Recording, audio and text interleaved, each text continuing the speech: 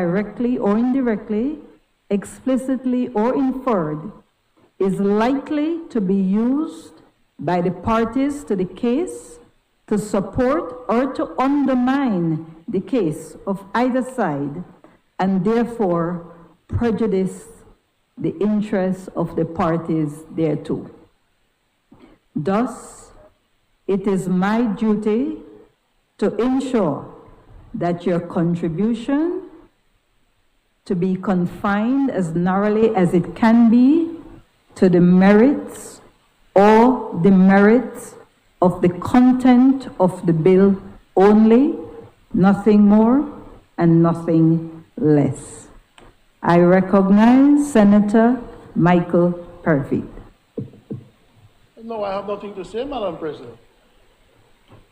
And that is okay, Senator. We don't have to say something all the time.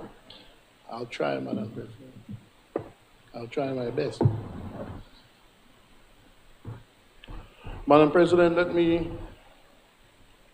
join the leader of government business in welcoming Senator Chanona to the chamber.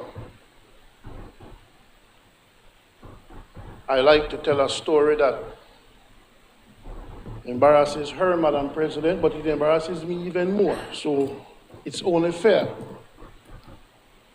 But as a young university graduate, I decided to give back and do a year or two of teaching at SJC 6th Farm. I am sorry for them too, you know.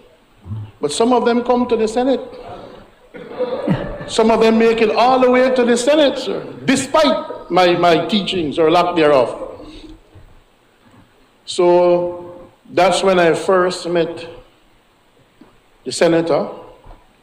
She was impressive from then, and anybody who knows anything about rising stars within the society could tell you that Ms. Chanona is one of those people, and may I say that I beam with pride that one of my students can join me in the Senate, and while you may not agree with me, as you often did not agree with me in the classroom, let's just say we look forward to your contributions. Welcome to the Senate. I'm sure you'll make a great, great addition, and we look forward to discussing the national issues of the day. Welcome, welcome, and it's good to see you. As Steve Harvey would say, Madam President, now that we don't got that out the way, Madam President, I was expecting, you know, from Senator Courtney that he would introduce this bill with an apology. See, the last time when we debated the last appropriation bill, he said, you will hear the lawbreakers from over there. And he made certain pronouncements. Senator Michael Purfeet, I'll tie it in, Madam President. To the content of the bill. I'll tie it in, Madam President. It's all related. It's all related. Because they're doing here exactly what they criticized us for. Again, Senator Michael Purfeet, can we stick to the content of the bill? Madam President, I'm sticking to the contents of the bill. Can we so do? Yes, Madam President. With due respect and with all deference to you, I certainly won't punch a wall and blame the police. But with due respect, Madam President, I think whenever we discuss a bill, there's always the build-up discussion that would lead to the overall concept of what this is. We see what the government is doing. We have to debate about what they're doing here. What they're doing here is coming to the Honorable Senate to provide for monies that have already been pledged. Senator Michael Purfeet, please be mindful of Section 2, and I bring it to your attention, you make mention that it is an expectation, which is so, that there would be leading up to the bill, but this is no ordinary bill. This bill is here, and we wish to focus solely on the content simply because it cannot be said in this honorable chamber that anything can give the slightest indication of something that can unravel that is likely to be used by any of the parties in the court to support or undermine their case from either side. And so, again, under ordinary circumstances, one would allow certain debates, certain contribution to the debate. But for this particular bill, which is before the court, I'm asking again to kindly stay focused on the content of the bill. Madam President, I've not only been in the Senate since 2017, but I'm also an officer of the court. I fully appreciate not discussing matters that would somehow make my pronunciations or presentations be prejudicial to a court process. Madam President, without diminishing this body, I don't think the courts have ever allowed themselves to be prejudiced by what we see. And I'm not saying that I will do anything to try to attempt to prejudice any judicial process.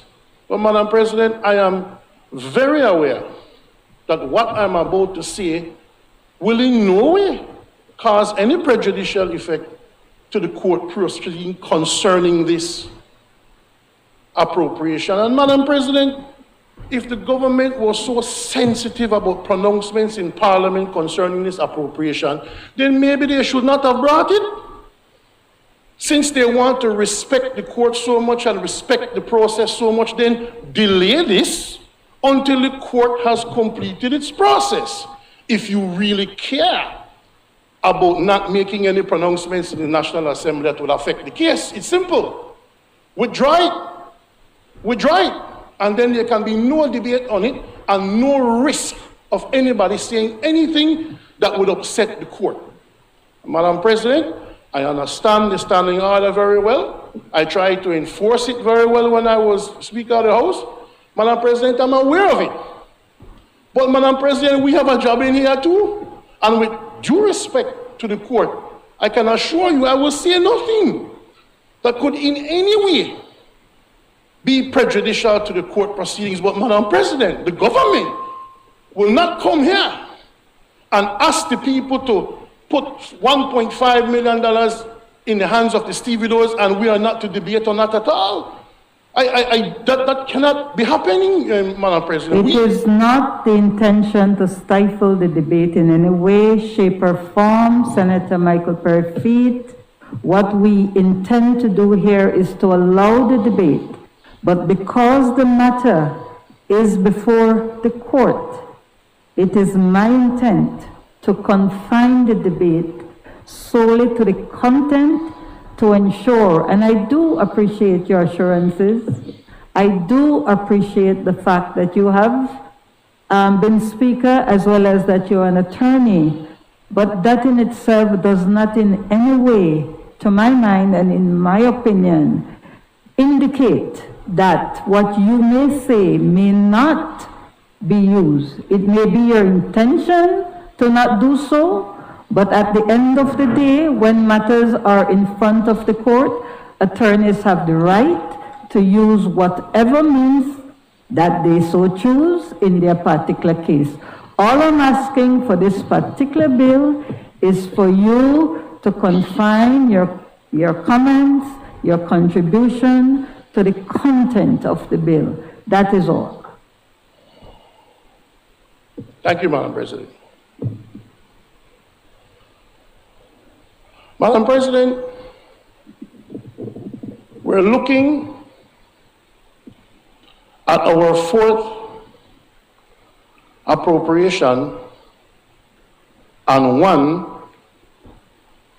that is just about 2 weeks away from the budget for 2022-2023. But this appropriation, Madam President, is starting a trend or continuing a concept that the government has that the government needs to be very careful of. It started with the central bank, or it was an amendment to the Finance and Audit Act or the Central Bank Act earlier last year, legislation where the central bank could essentially take part in private enterprise with bailing out certain businesses and getting their assets and liabilities and taking it on for the purposes of entering the private arena. Madam President, nobody will ever object to anybody in this society receiving $1.5 million for a group of workers from the government. Who can object to that? It's another trend that this government likes to do. You bring an appropriation with a bunch of foolishness, and then you put in there some funding for dialysis. So if you object to the appropriation, then you're saying you're objecting to dialysis. Madam President, what I see here, what this bill represents to me, is the government interfering in private enterprise.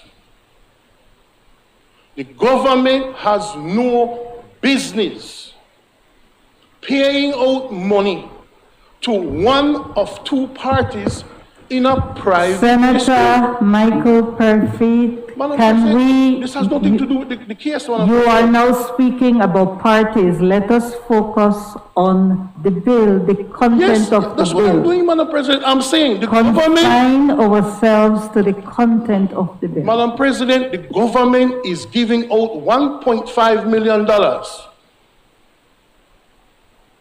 in a dispute between two private individuals. Since when does the government engage in making settlements in private affairs? That goes to the heart of this appropriation, Madam President. This government, there's a dispute.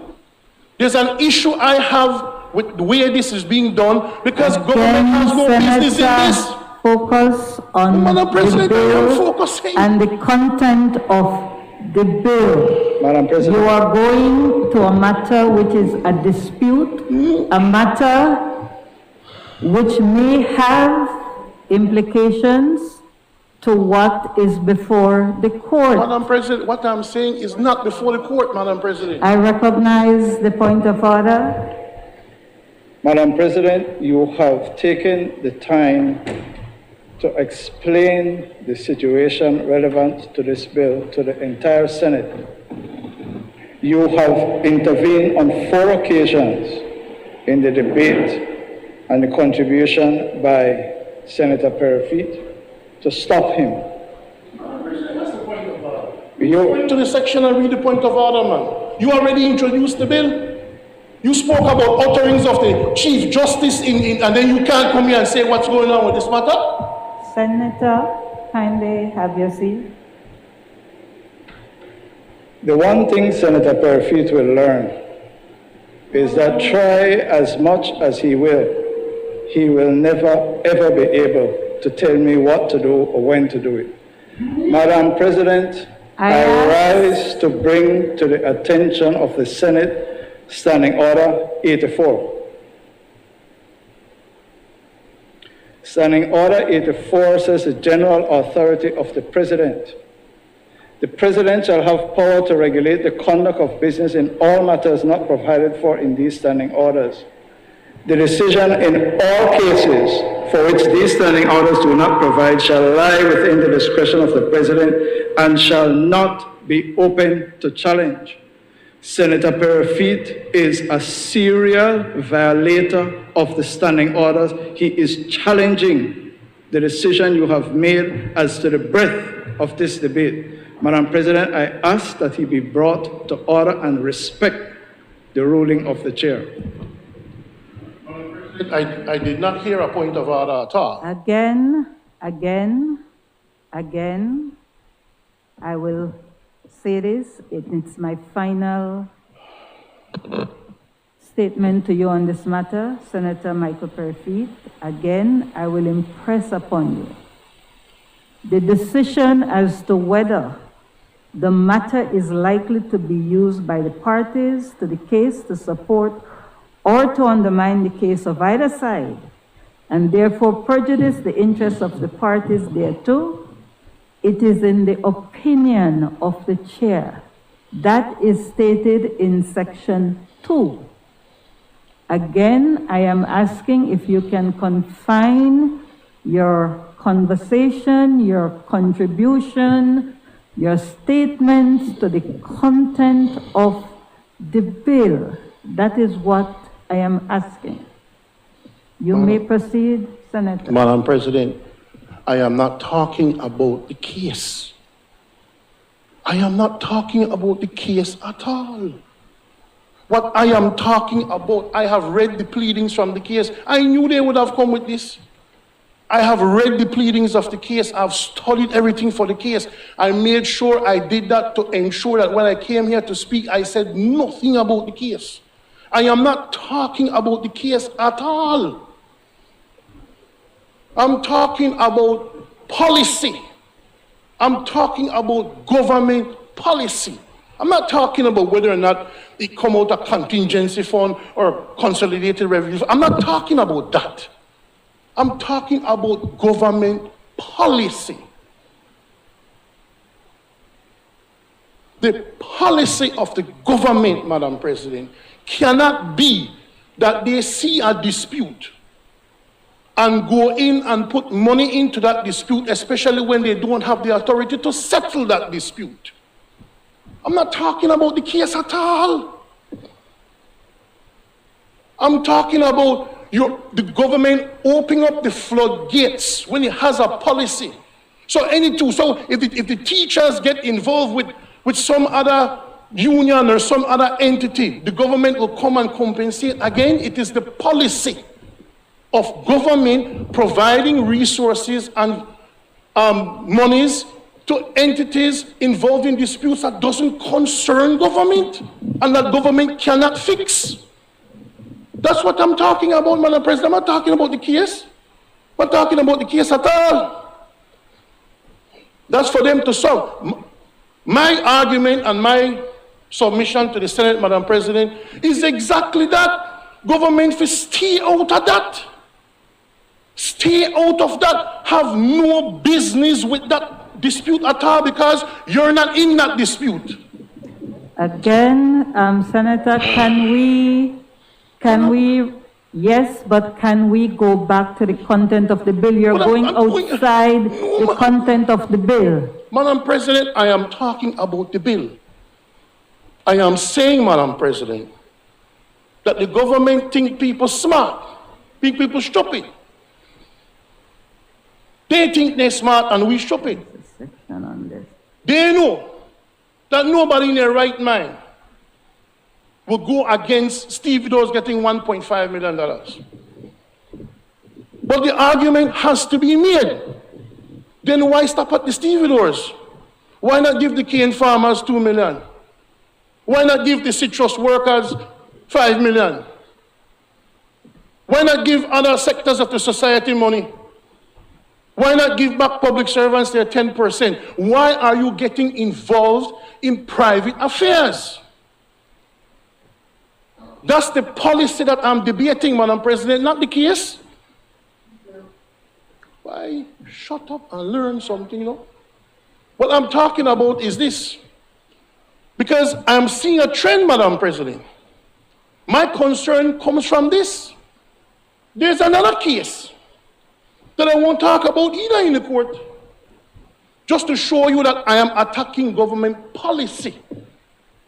Not the case where the Attorney General's ministry is representing farmers in a private matter. Senator Michael We shouldn't do Percy, that. you are going outside the scope of the bill. Madam President. This is my final warning to you that if you do not stick to the content of the bill, let us not talk of other cases. Let us focus on the content of the bill. If we do not do so, then I will have to ask you to take your seat. Madam President,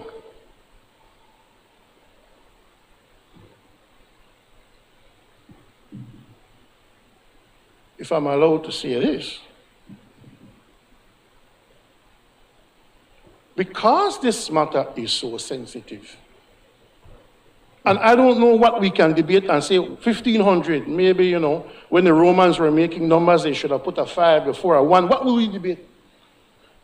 If the matter is so sensitive, Madam President, if the matter is so sensitive, then why bring it here? Then why? If we can't even debate, if we can't even mention it, then why bring it? Wait till the court case is finished, then you bring it? Wait. What's the rush? What's the rush? You are putting monies for a matter that they may not even get. So why the rush? Since we can't even talk about it. But I just want for the record, Madam President, that's even though the leader of government was quoting what the former Chief Justice was saying orally in a case and all that the last time we were here, you know, Madam President. He was quoting from the Chief Justice's words in court, and the matter was still live because they went to court front of the current Chief Justice to get that validated, and she ran them away. She ran them away. So, don't come and play all pious like you are above mentioning court matters in this chamber. That's what you specialize in. And now all of a sudden, we can't even debate the policy of a matter to give people money from the government coffers for a private enterprise. I repeat, Madam President, that my debate is this. The government needs to stop using its resources to interfere to try to settle private matters that don't concern the government. You need to stop, because then you open the floodgates for everybody who has a dispute in the private sector to say, well, just like how you bail me out, you can come bail me out too. It is not a good precedent. It is not a good precedent, especially in the face of a court case. So sensitive, we can't even talk about it in Parliament. So then don't pull it back. Pull it back. There's an injunction anyway, pull it back. Pull back the matter. And then we don't have to debate at all. But how can you bring a matter here and can't even debate the policy of it or the principles of it? No, man. So, Madam President, why is a sensitive one for, no? Normally, on a bowl and face, say that what about this got to know so nervous? This one got to know jumpy, man. Madam President, the government needs to stay out of private enterprise. Let private entities deal with their matters. And that's all I have to say, Madam President. I recognize Senator Elena Smith. Thank you, Madam President. Just a few comments, which I hope will be in line with your earlier warning. We believe that the stevedores are deserving. And so we have no issue in terms of this matter being addressed. I believe we maybe when there was the thought of privatization of the port, we probably weren't thinking this far, and we weren't expecting some of... Senator, bring it to the bill and the content of the bill. I'll do that, Madam President. But I'm just trying to point out that we didn't look that far down the road, and so we are here now having to approve 1.5 million. And while some may say that that's a lot, it's a huge amount, it may not be deserving. We believe that it's more than deserving because it will not cover what these stevedores will have to endure going forward.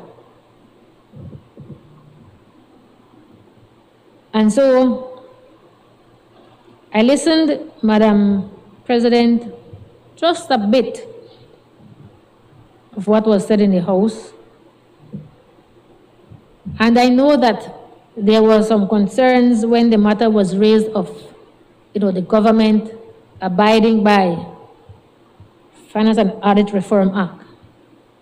As unions who have always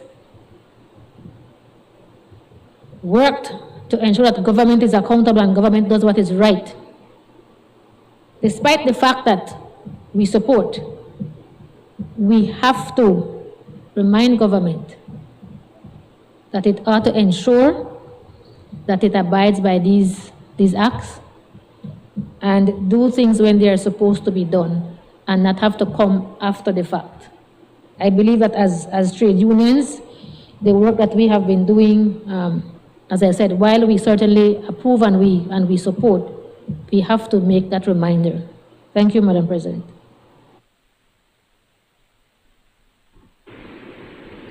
Madam President, I ask that the question be put.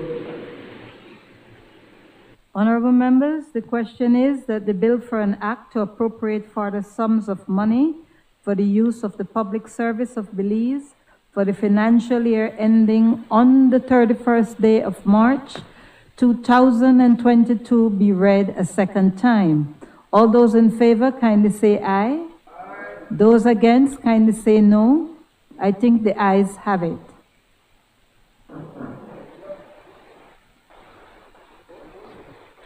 The bill for an act to appropriate further sums of money for the use of the public service of Belize for the financial year ending on the 31st day of March 2022.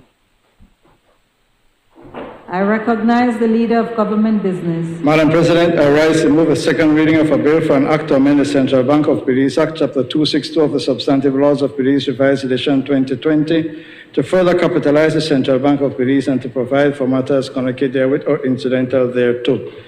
Madam President, we had addressed or touched on this in a previous Senate meeting where we increased we made an appropriation for the increased capitalization of the bank. This amends the Central Bank Act to allow for that, to bring the capital of the bank up to 50 million. And also the bill seeks to give power to the Central Bank to make investments wider than it does have the power that it has at the current time. But those investments must be of investment grade, which are defined in the legislation, and also to create the General Reserve Fund. It is, Madam President, a piece of legislation designed to strengthen the capacity of the Central Bank to intervene if and when necessary, and also to invest monies which it holds. I recognize Senator Michael Perfy. Thank you, Madam President. I'm hoping there isn't a Supreme Court case on this matter. This is an ordinary bill. Okay. The preceding bill was nothing not ordinary about that last one. I agree, Madam President. There was nothing ordinary about that. You may proceed, Senator Michael Perfy. Nothing ordinary about that. Madam President, I don't have an issue with the bill. Senator Montero, listen. I don't have an issue with the bill. However, I am hearing two things from the government And I heard two things from the Prime Minister. There's no doubt the was capitalized to about $30 million before, and I think we're raising it to 50 now. Even though the central bank was never a part of the executive, yet the government always took most of the profits of the central bank. I think in the history of the profits of the central bank, the government has probably taken about 90%. And I think what this bill does is say, listen, you need to leave some cash flow with the central bank, a minimum of 30%. You listen? Listen. So that, you can never argue with strengthening the regulator. You can also never argue if the regulator is going to move in and try to, I don't want to say bail out banks, but try to assist banks in the event that there are tough times. You want the regulator to be able to use assets that are other than the currently legally allowed assets to use as collateral. Am I correct, Senator Corey? So in the past, you could only use treasury bills or notes or safe investments. But now if you're going to be taking on liability for some of these financial institutions, it is natural that the central bank would have to be allowed to take on other collateral other than just treasury bills and notes, like maybe even mortgages or debentures or shares in other companies, stuff like that. Listen, pay attention, watch me. But I heard something interesting in the House, Madam President, because when I speak to people in the financial sector, it reflected what the Prime Minister said, and I'm just wondering. Because the Prime Minister said there was a period of time when, to put it in a way, people were being forgiven for paying their loans. You weren't required to. It was a pandemic and people were being given certain leeway to, we extend your next 2 months. You don't have to pay next month, you can pay it, stuff like that. But there is a concern. There is a concern that going forward, and this was said by the Prime Minister in the House, that if these people continue to not pay, you kind of run the risk of having a liquidity problem within the banking system. And so if you have a liquidity problem in the banking system, and these banks would need assistance, the central bank itself would have to be strong enough to give that assistance. Therefore, this piece of legislation. I can understand you're making a preemptive strike with this act for the economy. You want to have the central bank protect the banks so they can protect themselves from liquidity problems and then protect people who are depositors. But I don't understand that. So I would like for the Minister of State to clear up what the real story is. Because the Prime Minister said, across the land, a new day is dawning. The economy is bouncing back. Belizeans are returning to work in large numbers, larger numbers than ever before. The Belize dollar is strong again. Default and devaluation have been averted, and the confidence of the state and those she serves is being restored.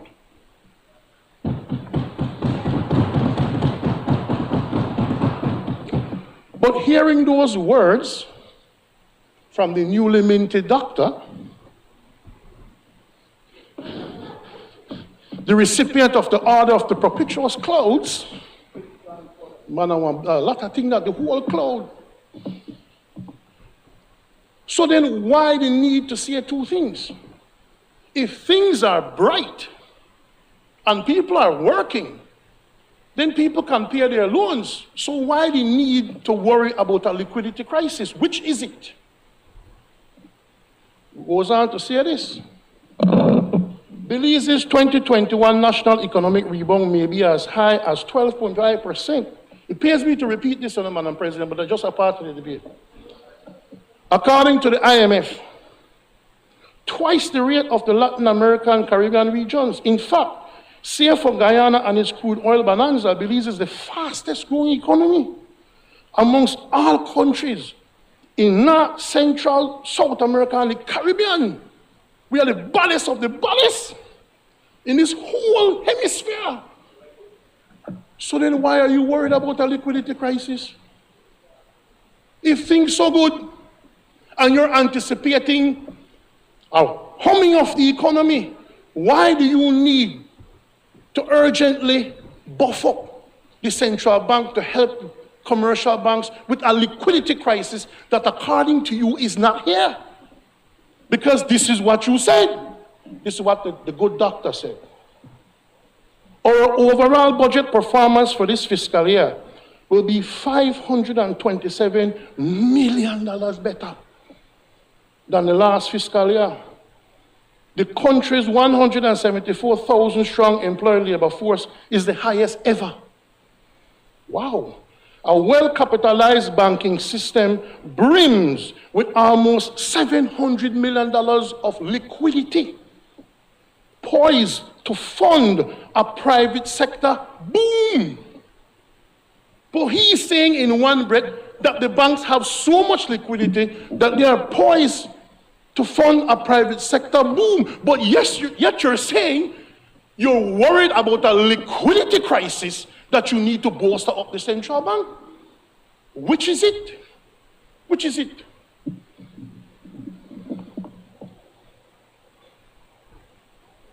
I can't even read anymore, Madam President. That's the point I want to make.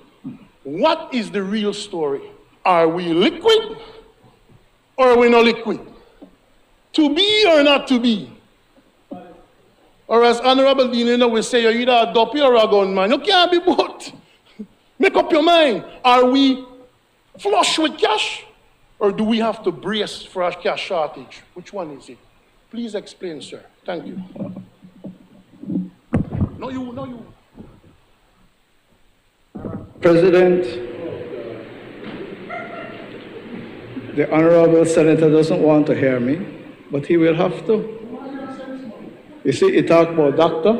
When you listen to him, the one thing you're certain of, he will never be a doctor. When you listen to people in New York, people like Wayne, AJ Mediarata, you know who the AJ Mediarata? That's for him, Professor. The guy who he worked with, who, well, I'm going to save it for the budget. What? I'll save it for the budget.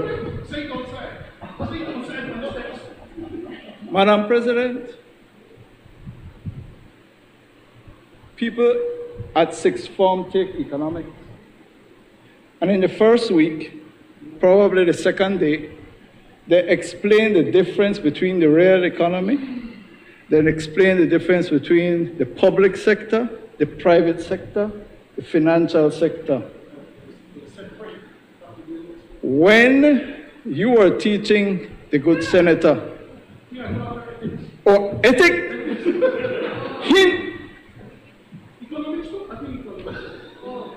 you are a failure at economics.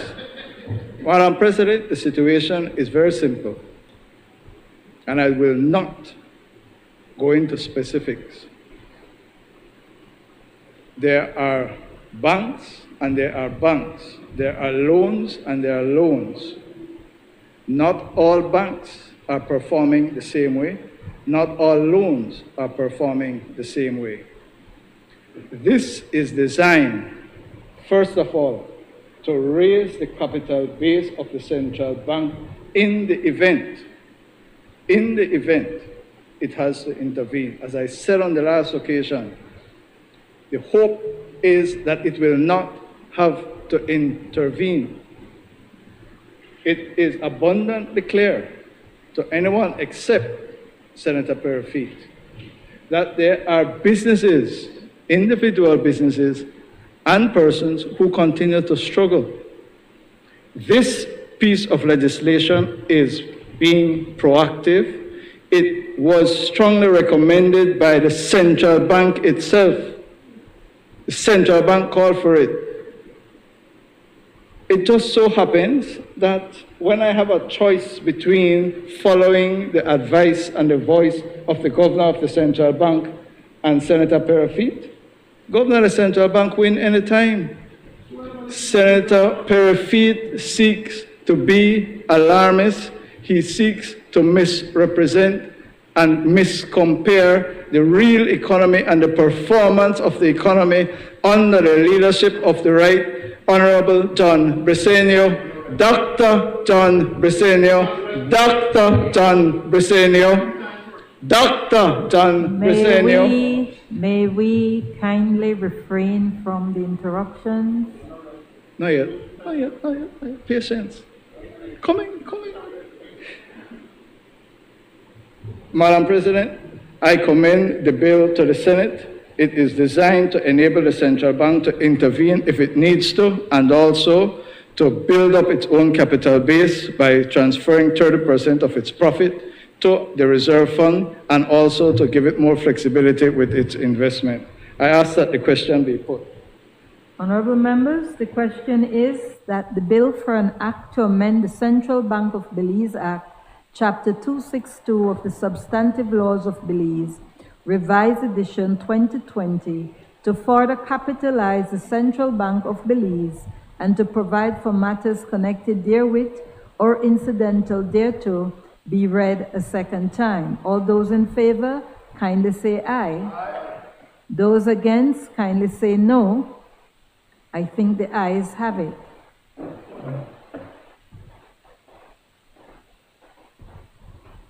The bill for an act to amend the Central Bank of Belize Act, Chapter 262 of the Substantive Laws of Belize, Revised Edition 2020, to further capitalize the Central Bank of Belize and to provide for matters connected therewith or incidental thereto. I recognize the Leader of Government Business.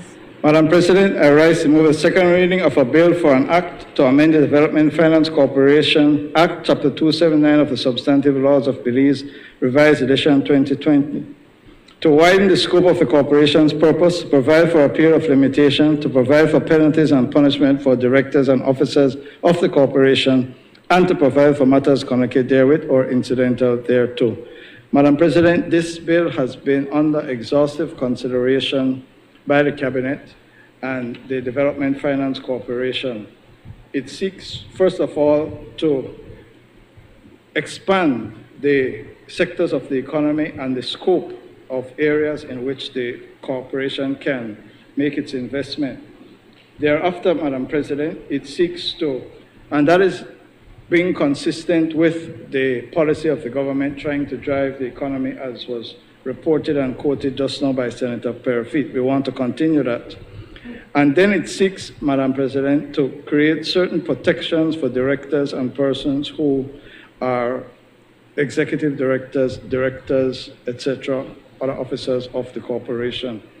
Madam President, with your permission, Senator Koi is intimately involved in this, and if with your permission, I would ask that Senator Koi be allowed to make his contribution.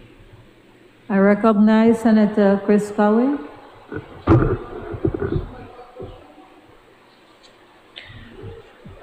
Thank you, Madam President. Before I start, I would also like to express my congratulations to Senator Chanona. I know the Leader of Government Business had mentioned that she has high standards to live up to, with her father having served. But I would say I'm confident that she will meet those high standards because she comes from good stock. And I highlight that not only because of Mr. Chanona, but because of his wife, Ms. Myrtle Chanona. Madam President, with respect to the DFC amendment bill, I would like to give a quick little context on the bill and how we have arrived here today. a little over a decade ago, the DFC was in financial distress, had many challenges that it faced, and the legislation was effectively replaced. The legislation that governed the DFC at that time was effectively replaced to bring a far more stringent governance structure that was felt was required at the time. And I think that that came out of processes that involved the Caribbean Development Bank. That legislative framework with the strong governance structures worked well in restoring the credibility of the institution, ensuring prudential behavior, but at the same time, it was recognized over a period of, let's say, 5 years, that it was restrictive in the way that it allowed the DFC to operate.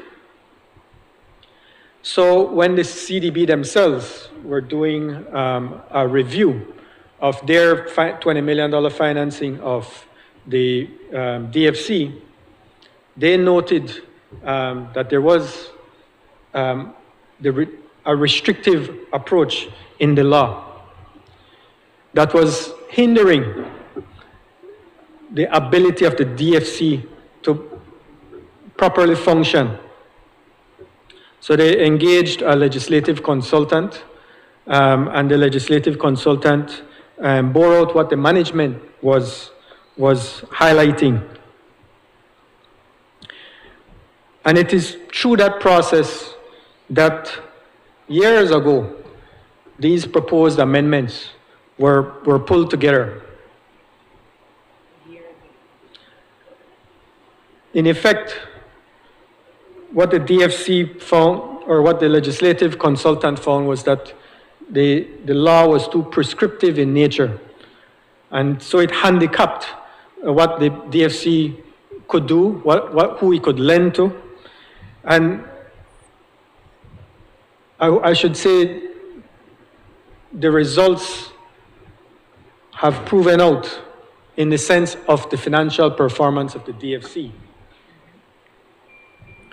So when we speak to those numbers, 6 of the last 7 years, DFC has suffered losses, consistently suffering losses. Simple things. The DFC, in terms of how it is to operate, is restricted on as to who it can lend. It can effectively only lend to what is deemed the unbankable, and that is specified in the law. So it immediately puts the DFC in a position where it has to take the higher risk, but at the same time, not be able to lend at higher rates. As much as it is that the DFC has been seen as being expensive to borrow from, the fact of the matter is the risk associated with the type of lending is far more excessive than what it can or who it can lend to. So the impact has been substantial on its balance sheet, on its income performance, its overall financial performance. I would say in 2019, just to highlight, the DFC lost $3.3 million. Sorry, 2018. In 2019, it lost $1.8 million. So those losses keep mounting. Under the new leadership of Honorable Dr. John Briceño, a new board was installed, a forward-looking board, led by the chairman, Mr. Henry Anderson. A lot of work has been done, one recognizing that DFC has to be stronger, has to present a stronger balance sheet. in order for it to be able to raise funding at a lower cost. The government obliged in that initiative, that request from the DFC, which I should mention had been raised by the past management, the past board, to the past UDP administration, but unfortunately was never acted upon. This administration acted upon that request, that recommendation, and it amounted, what the result was the largest single equity investment in the history of the DFC by this PUP administration, over $30 million. That investment in the DFC puts the DFC in a financial position that is stronger than most of the banks in Belize now. That injection as well creates liquidity for the DFC, enhances its net working capital, and allows the DFC to lend more and at reduced rates. The effect has been immediate in the performance of the DFC, moving from that loss, not reaching the position of profitability yet, but bringing it to near profitability. I think as of the end of 2021, the expected loss would be around $300,000. The projection going forward for this fiscal year is that it will be profitable, and profitable going forward. Now, the goal is not to be profitable as a development finance institution, but to cover its costs. Not to go bankrupt, but to be able to provide financing, development financing, at affordable rates, not at 9, 10, 11%, but at maybe 6 or 7%. That's the goal, and I believe a resolution was brought recently, a few months ago, supporting the $30 million loan by the IDB to the DFC to support those financing, especially for MSMEs and gender-based for women. That loan was at 1.31% per annum. So clearly, that enables the DFC to be in a position to lend at a lot cheaper, more affordable rates. The DFC is now in a position that it can provide a more varied scope of facilities. But that gets us back into this bill. And what this bill seeks to achieve.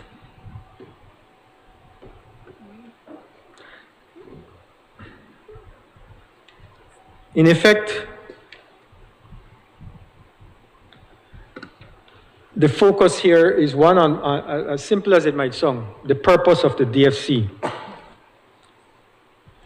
As I mentioned before, and I would read it here, what is the purpose of the DFC as it states in Section 4 of the current Act?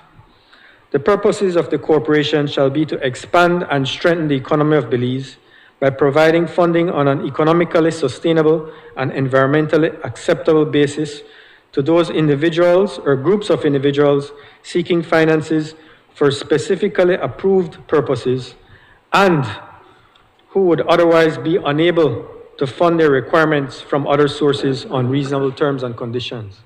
As simple as that is restrictive because it limits to whom the DFC can lend, to the unbankable in effect.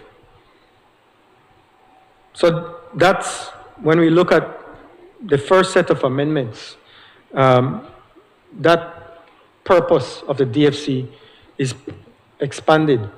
Not to say that it is limited, but it includes those persons who would otherwise be unable to get financing.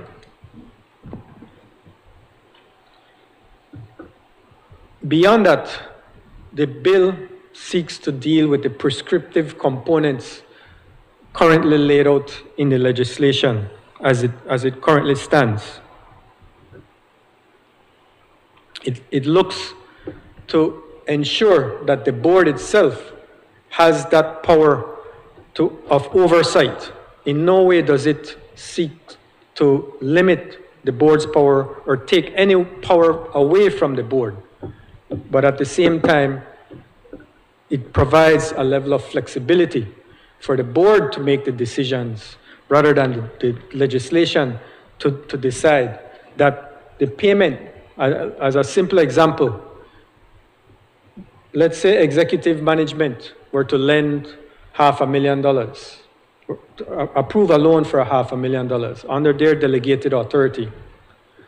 No disbursement of that $500,000 could be made in excess of $100,000 unless there was payment under the joint signature of the chairman and a member of the board.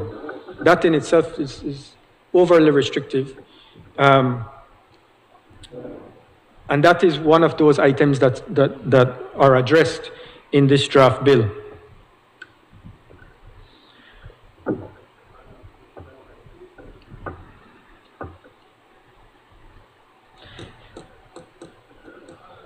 The bill also seeks to address and provide a little bit of flexibility for loan restructuring. The Honorable Senator had highlighted concerns over the forbearance measures and the loans that are restructured coming out of the pandemic. That's a present issue, not only for the banking system or the banks, but also for the DFC and other financial institutions. Looking at that, it is obvious that in many instances there will need to be loan restructurings. And for that purpose, it is important that there is, again, a level of flexibility with the oversight of the board, but a level of flexibility to allow executive management to conduct restructurings. So that is also covered under this DFC amendment bill. On a whole, these amendments seek to enhance the efficient and effective delivery of DFC's financial products and by extension, contributing to the sustainable growth of the Belizean economy. It in no way interferes with the governance framework as it relates to the protection of DFC's assets. Management, DFC's council, past and present, the Legal Advisory Committee, the board, past and present, and the legal draftspersons have all reviewed these amendments and are of the opinion that the proposed amendments pose no significant risk to the assets and the sound management of the corporation or will in any manner compromise the sound governance structure of the DFC. I remain available if there are any further questions, but in summary, that is our presentation on this bill. Thank you. I recognize Senator Michael Perfy. Thanks, Madam President. I don't like when Senator Cowie introduces bills, you know. I don't get up with the same fireman. I don't want to quarrel. Senator Courtney, please lead the bills from here on. Madam President, we support the direction that the government is going in and the concept that they want to capture. But Just when you say PUP and DFC, we get nervous, you know. You talk about equity for $13 million. Man, past PUP administration, you know, $30 million in a one day. And those are the things that concern us when you hear PUP and DFC. It even rhyme. Madam President, we did not object to the loan motion earlier because we did see that some of it would be going into the developmental process of the economy, and we would encourage that. And so we will see how you will perform. We will see what will be the way going forward. And so one of the ways we can see how you perform is by your audited financials. We need, and I think that there's one part of the bill that is kind of open-ended that I'm not comfortable with personally, but I guess it will be addressed by the board somehow. I noticed, though, before that, at the Section 8 of the Principal Act, which is the amendment number 6, paragraph 18, subparagraph 18. In execution of the business of the corporation, no director or executive manager participating in the decision-making process of the board or its subcommittees shall be liable for any loss to the corporation arising by any reason of any improper investment made in good faith, except for willful fraud or wrongdoing or recklessness. The word improper there, I would suggest that we remove, in the sense that if you haven't done anything with any willful fraud or anything wrong or anything reckless, then you should not be held liable. But it just seems to me kind of contradictory that you can make an improper investment in good faith. I guess it's just English. Like I say, I was reading it carefully because a PUP they bring a DFC bill, we have to be careful. And then, Madam President, the Section 9 of the Principal Act that is being amended, the 7th Amendment. I think we go to subsection, I think it's Section 9, subsection G, the proviso, when it comes to the provision of audited financial statements. It says, provided that in the event of a natural disaster or pandemic, the corporation shall have an additional 3 months to furnish to the minister and central bank the audited financial statements of the corporation. So you have like 3 months. If you have a pandemic or if you have a natural disaster, you're given an extra 3 months, which is reasonable. But we don't want the DFC to be able to blame the pandemic for everything, because suppose you declare that the pandemic never done. It creates an open-ended situation where the public can have no access to your audited financial statements, because it says here at the second proviso, in the event that the additional time contained herein is not sufficient, which is the 3 months, the board may make a request in writing to the minister and the central bank for an extension of time to furnish the audited financial statements of the corporation to the minister and the central bank. But it doesn't give a time limit. So DFC can say, we're not produce no audited financials because we're in a pandemic. So under the law, you have 3 months.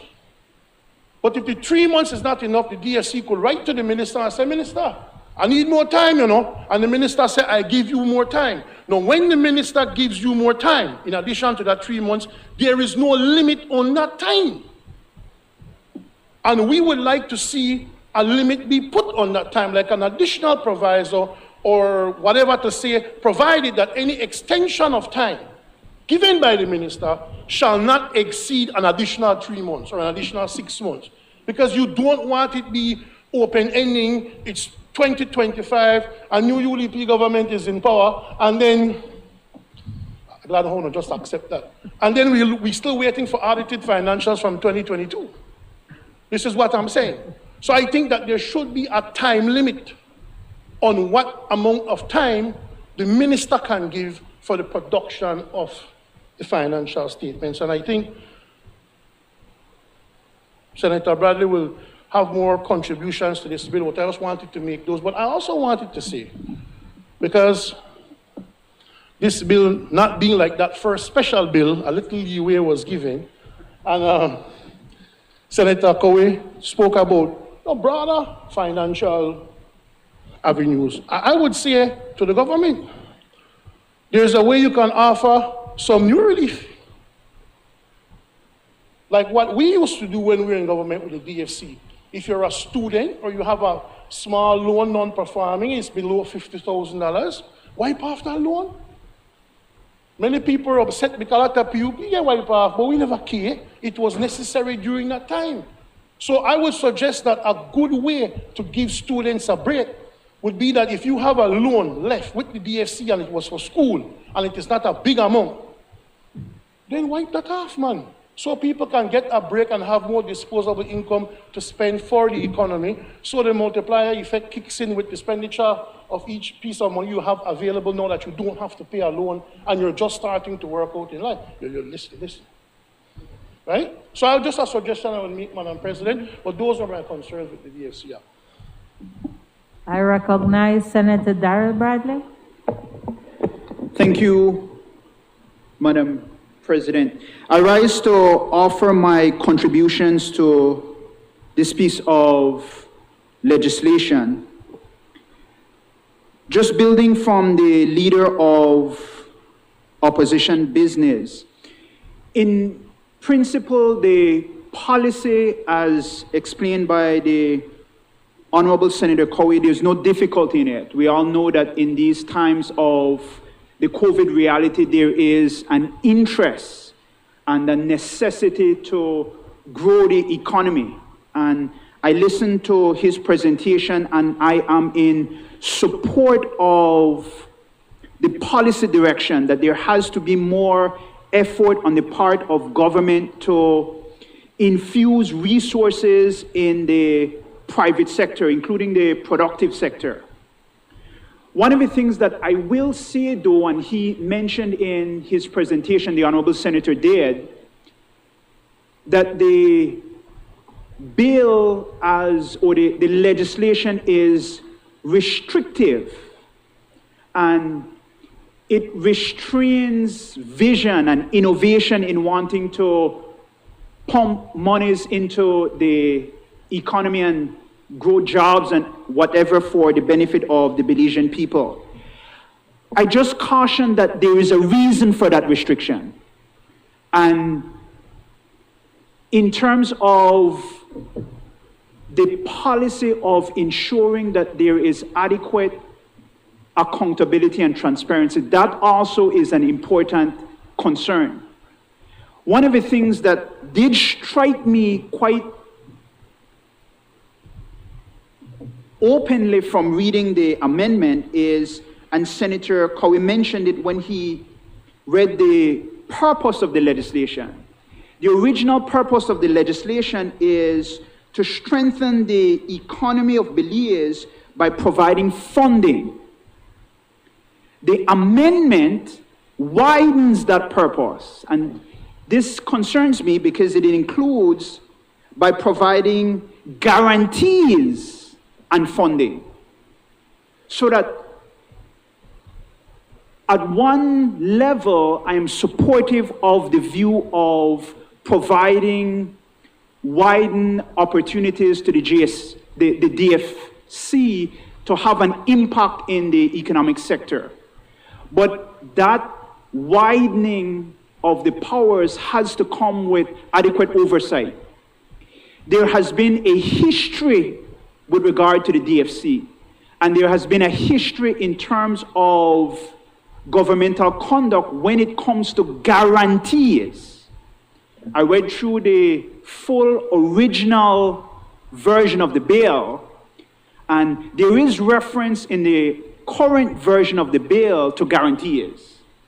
It's mentioned in at least one other section where it talks about government and local authority and so forth.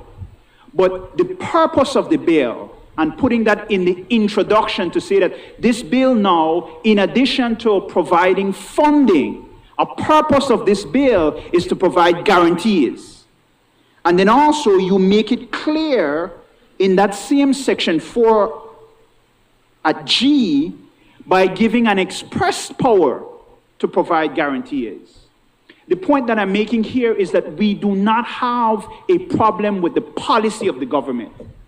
But we think as equally important as a policy is the original intent of the bill to ensure that those who lead the Development Finance Corporation, while they will invest and drive certain economic sectors, those are sufficiently scrutinized. And this notion of providing guarantees without adequate provisions to ensure that that is properly scrutinized and there's oversight and accountability with regard to a very broad power to give guarantees. To me, that is of great concern. You're widening the purpose of the bill from providing loans, which is a specific financial product, to providing guarantees, which is another financial product, but we have a history of problems when the government has given guarantees. One of the things that I will say as a corollary to that is I note in relation to the amendment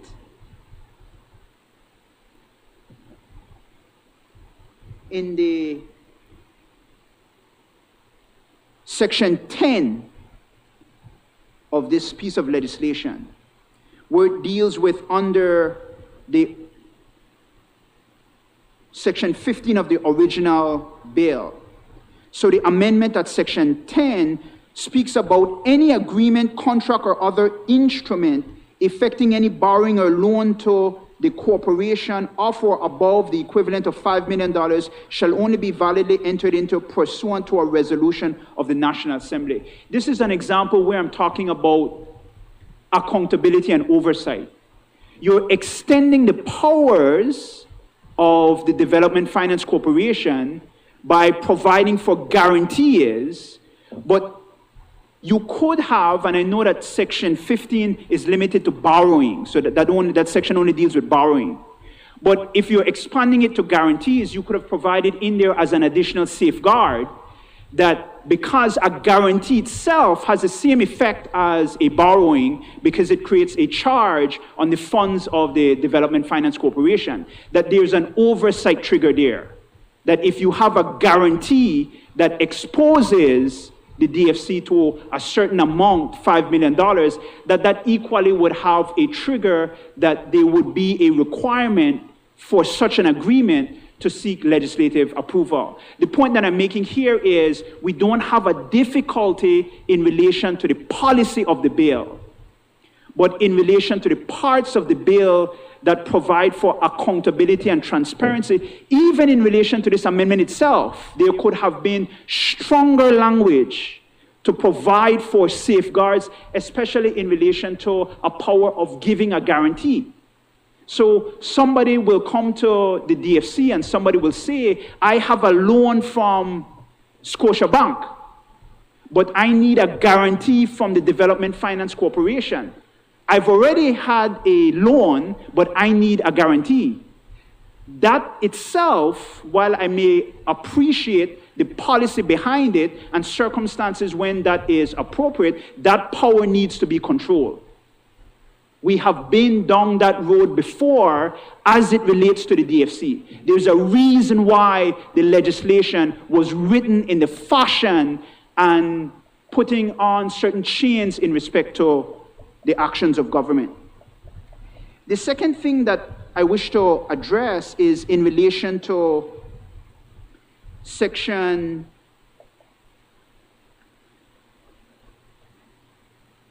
6F of the amendment bill. And this is the area, section 6F, which speaks about this limitation.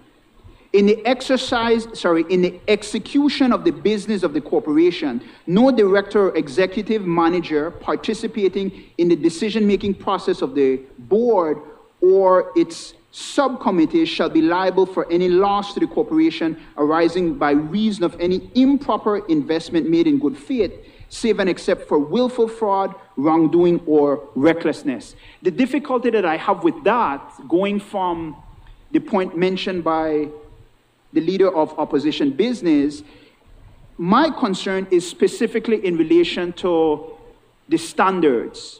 Willful fraud, wrongdoing, and recklessness. That seems, to my view, to run in contradiction to another section of the bill, which is section 15.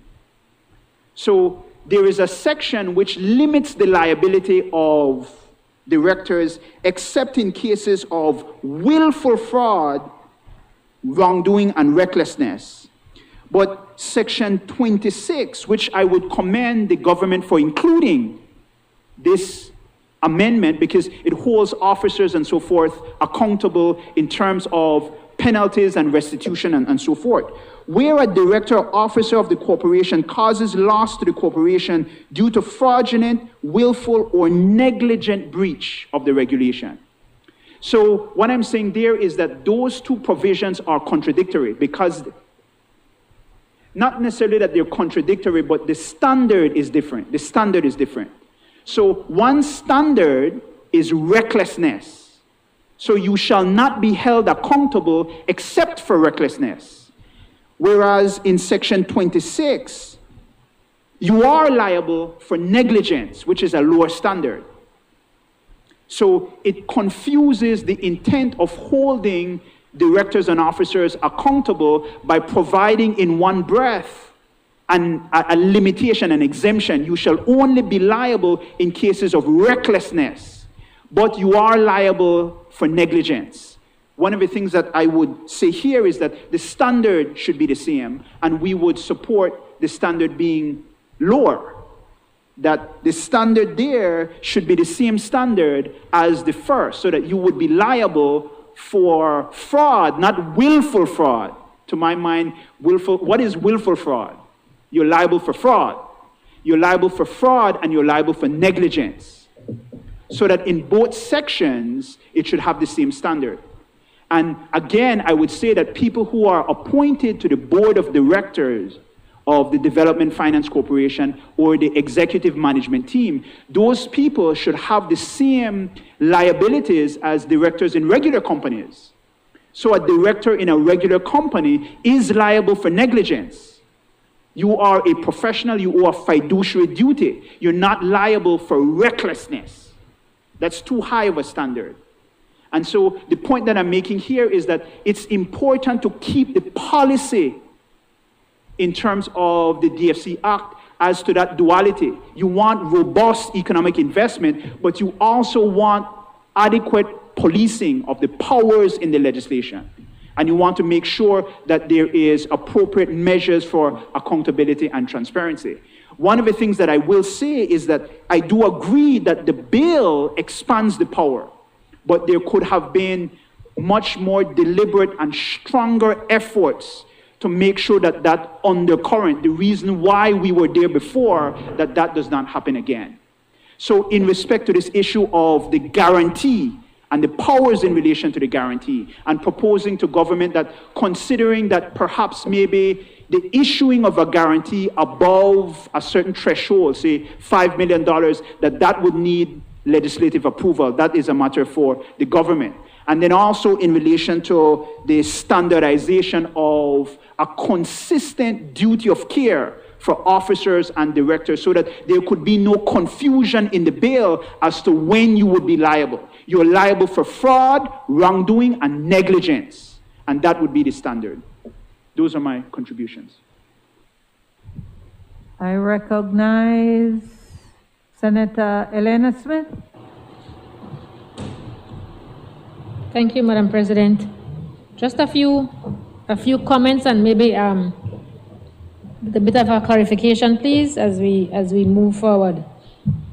But Madam President, please permit me to welcome my colleague, Senator Chanona. I am elated that we have another female amongst us, and so, yes, it does. It does.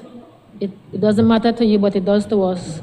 So welcome, welcome, Senator, and we look forward to working with you, and we look forward to good things going forward. Yes, we love all the men in the Senate as well, Senator Perifit.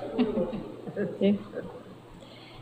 Madam President, I noted a comment made by Senator Coy in his presentation, and he spoke to the fact that the DFC has consistently suffered losses. I believe we can accept that that is so. In going through this bill, Madam President, we had gotten some feedback from some of our members and employees at the DFC, and they have indeed attested to the fact of what Senator Coy spoke about. I know that oftentimes we don't like to point fingers. In their view, they believe, it's on account of several things, maybe lack of strategy, probably decision making by the board at times may be a little bit too slow, probably lack of leadership.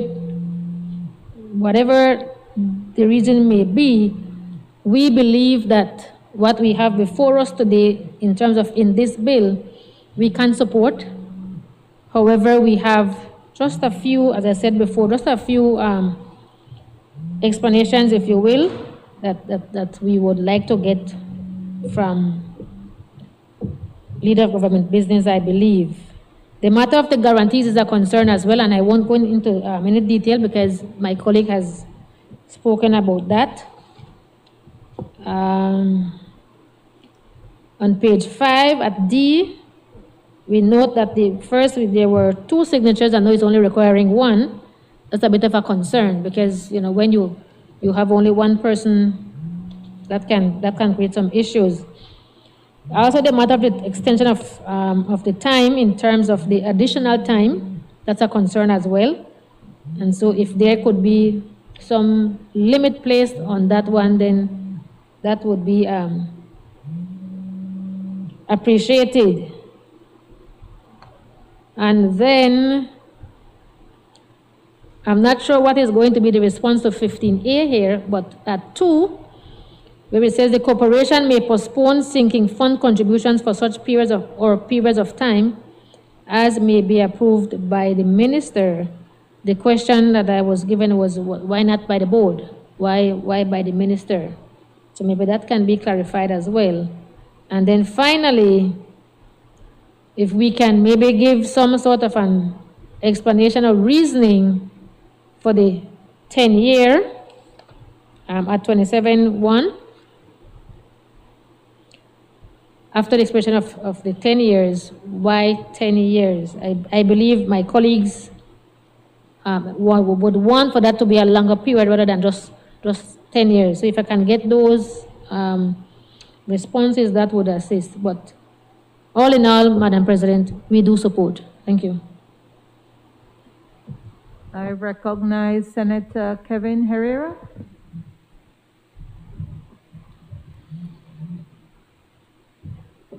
Thank you very much, Madam President.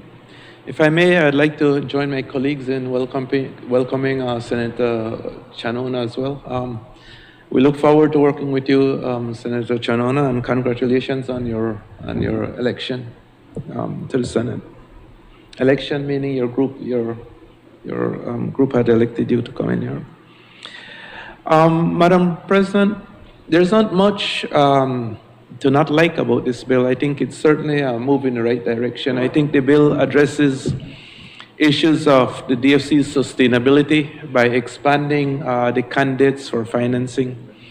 And by that I mean that you're moving away from that constraining high-risk group to an expanded group of potential candidates for financing. And so I certainly think that is a good move simply because you're moving from high risk And when you're dealing with high risk, as what Minister Koi mentioned, or Senator Koi mentioned a little earlier,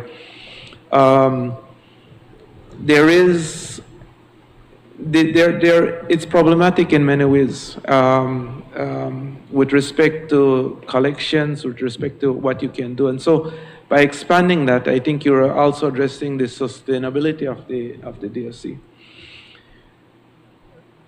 Any developing country, probably one of the most important institutions in these countries is to have a local development bank.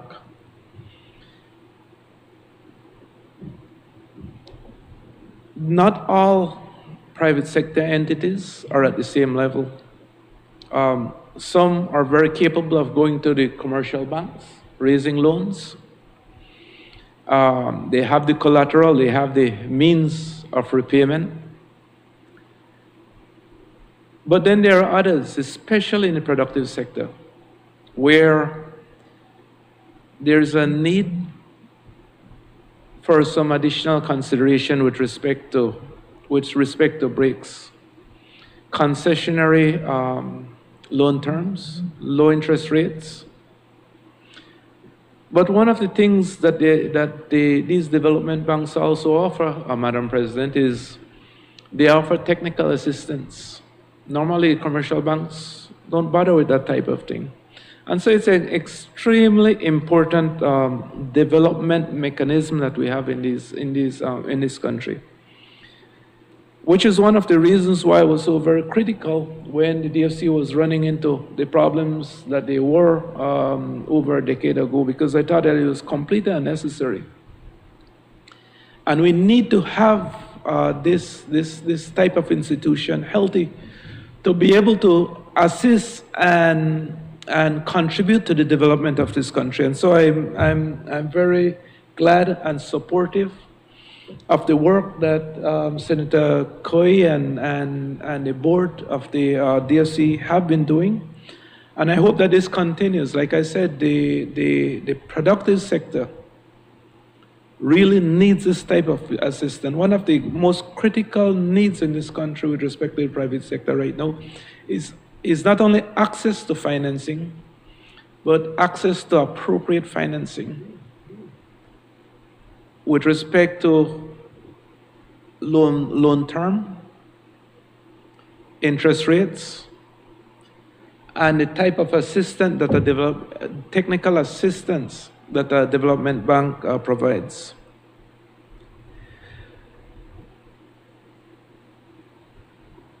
There are only two little things I think I would like to address with respect to the bill, Madam President, and I think both have been brought up already. I know Senator Koi mentioned about the signatures part, and that it was very constraining or restrictive. But I really believe that since we're not talking about necessarily an executive board, I believe that the general manager of the institution should be very much involved with any type of signature with respect to loans. The board is the policy level of the bank. The general manager operates at the operational level. And so I fail to appreciate that the general manager would not be a part of that signatory process. So that is the first point I wanted to raise. And the second point is with respect, and that was Section 7D, Senator Koi. The second point I'd like to raise, Madam President, is Section 10. And it has been read already, but I'll just read it for context. Any agreement, contract, or other instrument affecting any borrowing or loan to the corporation or above the equivalent of $5 million shall only be validly entered into pursuant to a resolution of the National Assembly. I think the concept is good. Where I would want to comment on is with respect to is with respect to the size of it, or the magnitude of what is required to go to the National Assembly. If you look at the audited financial statements of the Development Finance Corporation, it has a share capital of $32 million. If you look at the same 2020 audited financial statements and you look at the revenues of the institution, it was around $7 million. And so the $5 million, in my view, is a little high. It represents 16% of the share capital of the DFC, and perhaps that amount should be lower, given the inherent or the risk that may be involved and what taxpayers may be on the hook for should that type of should something go wrong with one of those those loans. Like I said, I think it's we're fully supportive of the bill. We certainly think that we need to do more for the private sector with respect to options for financing. And I would, and we're fully supportive of it, Madam President. Thank you.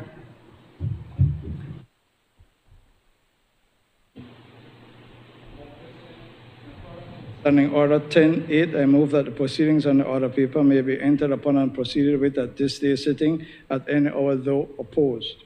Honorable members, the question is that the proceedings on the order paper may be entered upon and proceeded with at this day's sitting at any hour, though opposed. All those in favor, kindly say aye. Those against, kindly say no. I think the ayes have it. I recognize Senator Sheena Pitts.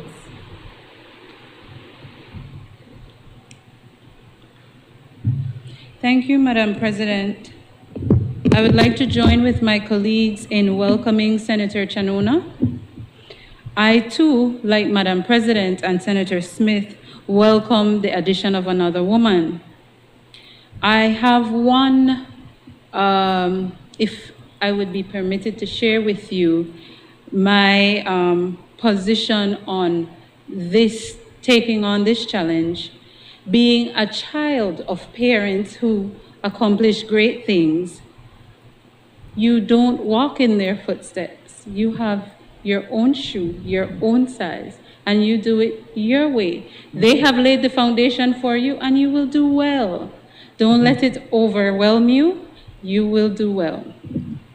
Madam President, I would also like to, on this occasion, repeat it being Women's Month, and I would like to state for the record that I welcome and I appreciate the initiatives by the Honorable Speaker and yourself in moving to establish a Women's Caucus in Parliament, and we look forward to that and the many other initiatives that will come with that.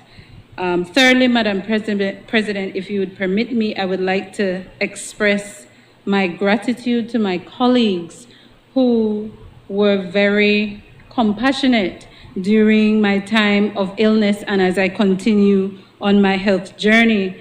Madam President, I would like to recognize particularly Leader of Government Business, who has from the very first moment showed his concern, interest, and care for my well-being. I'd like to recognize Senator Herrera, who had a private conversation with me that later on was it hit home. I'd like to also recognize Senator Smith, whose stature is unmatched to her personality and her compassion and the sisterhood she has shared with me in our short conversations. I would like to also recognize Senator Zhang for the same thing. Senator Zhang was very considerate and compassionate and caring towards me. I would also like to recognize Senator Bengoshe who, although he was unsuccessful in reaching me, he did make several attempts to try to reach out to me and minister to me during those times. I would be remiss if I don't recognize and thank you, Madam President, for reaching out and making inquiries. And lastly, Madam President, I recognize Senator Montejo, who I receive with, it was quite refreshing this morning. His aura, he came to me and he shared his concern with me. I will not, though, after this moment, share what he said because I wish it to be stricken from my memory and his. And I hope that he would take the advisement of the leader of government business on how to be a gentleman in addressing a lady. He has taken it. Thank you. The Senate over which I preside. Madam President, in terms of the Development Finance Corporation Amendment Bill, I want to indicate that I do not support it, for the record.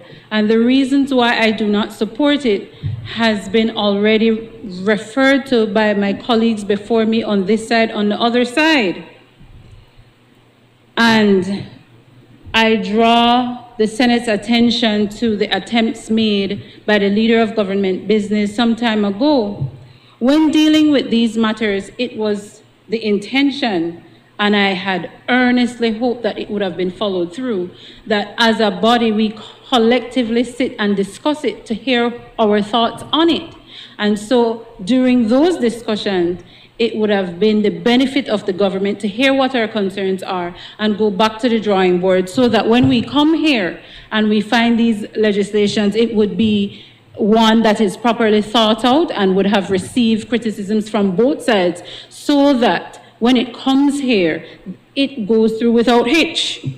Madam President, I will not repeat or go over the many indications of the difficulties with the bill as alluded to by my colleagues before me, but I have to state that the mere fact that the bill provides for guarantee is so concerning that that alone is a basis to not support the bill. While we can all say that we agree to the policy behind the bill and we support the policy behind the bill, to say that we agree to the bill is to agree to guarantees which ought to be addressed. And therefore, that is one of the reasons why I say I do not support the bill, because that needs to be addressed before it passes. And I hope that Senator Courtney, in his wisdom, because I do consider him sage, that he would pull back this bill just so that the concerns raised by us all could be addressed, and the concerns in terms of signatures, the concerns in terms of times for report, the guarantees, and the standard referred to by my colleague, and the statute of limitations. Those are all things that are sufficient to halt this bill and go back to the drawing board and address them, because they're serious. And I don't want to descend into the arena and get messy and talk about the DFC and what occurred before, because it's not erased from our memory. We know. We just don't want it to happen again. No longer can we hear about these things after they happen. We are in the moment now to do something in order to prevent it. We are in the moment now to do everything that we can do to ensure that when it comes to the DFC, there will be no more scandals. When it comes to the DFC, the only concern there will be is how persons are brought to the court and prosecuted or made liable for things they have done that would be adjudged to not have been done properly. So I repeat, for the record and the benefit of the listening audience, I do not support the bill simply because there are things in the bill which needs urgent addressing, and to say we support the bill would flout the fact that in terms of guarantees and signatures and time and the standard, that is not an issue to be addressed. Thank you, Madam President.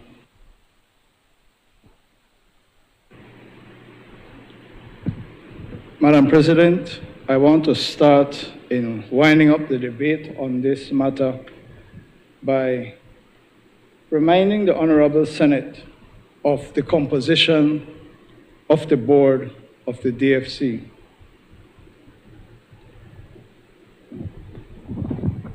We have to be careful when we insinuate that things could or are likely to go wrong without reflecting on who would be the persons who would do the wrong. Is it the board members? Is it the officers of the corporation that we are concerned about? No minister of government, no member of the National Assembly sits on the board or works at the DFC. So who is it that we are concerned about? Whose actions? We have to be careful. The board consists of the chair, appointed by the Minister of Finance. So that's one. 5 representatives, private sector, Chamber of Commerce, Bar Association, Institute of Chartered Accountants, Association of Tertiary Level Institutions, Belize Tourism Industry Association. 3 government representatives, Financial Secretary, CEO Economic Development, CEO Agriculture, or their representatives. So the chairman, appointed by the minister, the FinSec, 2 CEOs. 4, majority, private sector. The government of Belize does not control the board of the Development Finance Corporation, whether it is PUP government or UDP government or any other party. It is in the hands of stakeholders. So I want to say again, let's be very careful when we talk about things going wrong, because you have to ask yourself, who will do this wrongdoing? And I hope, I'm looking at the members, the individuals who sit on that board.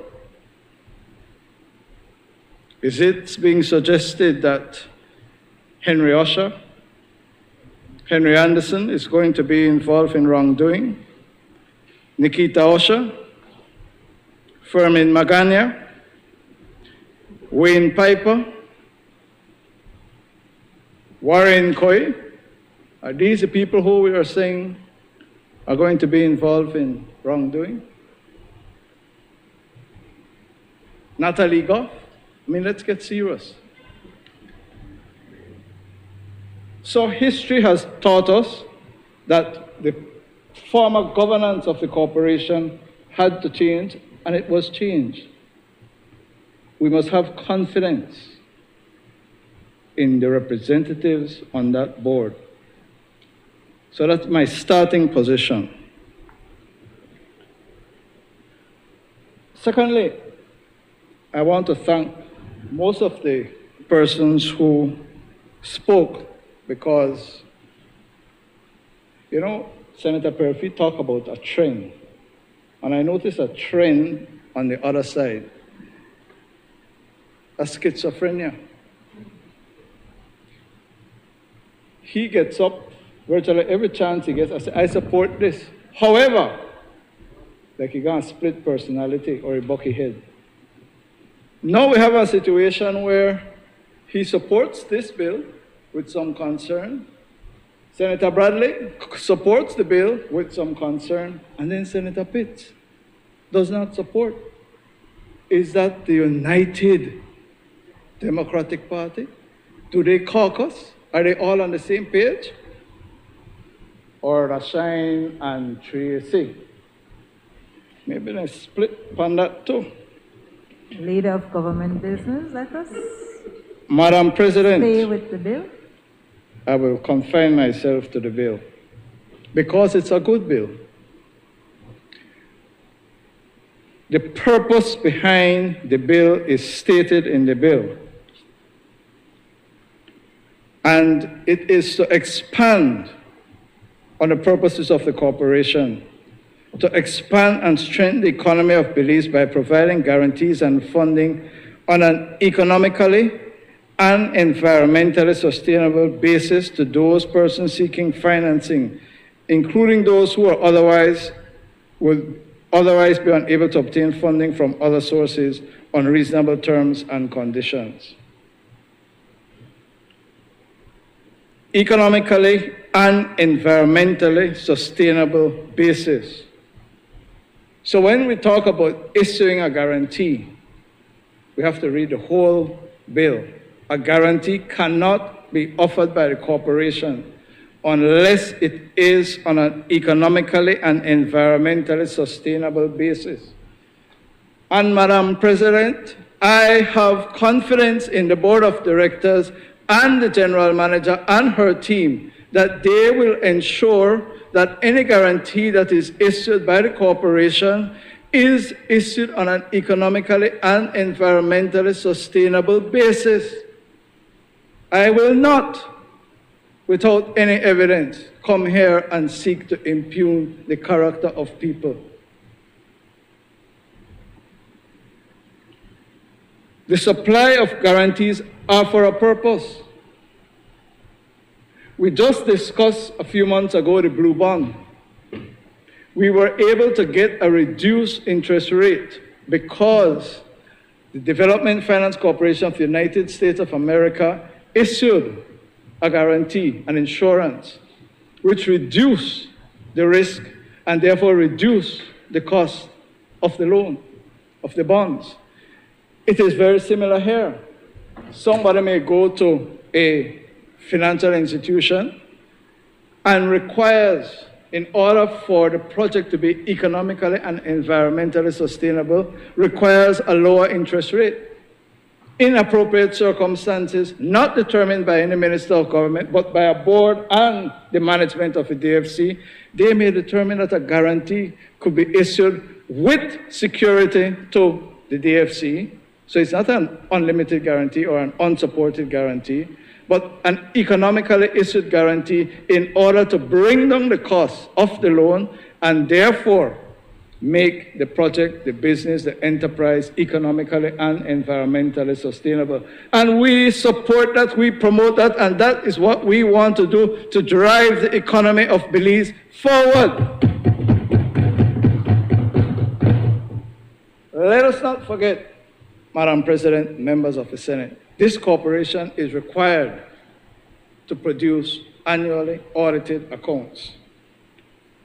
And which brings me to a point, the extension of time for the filing of the audited account, which is clause 7G.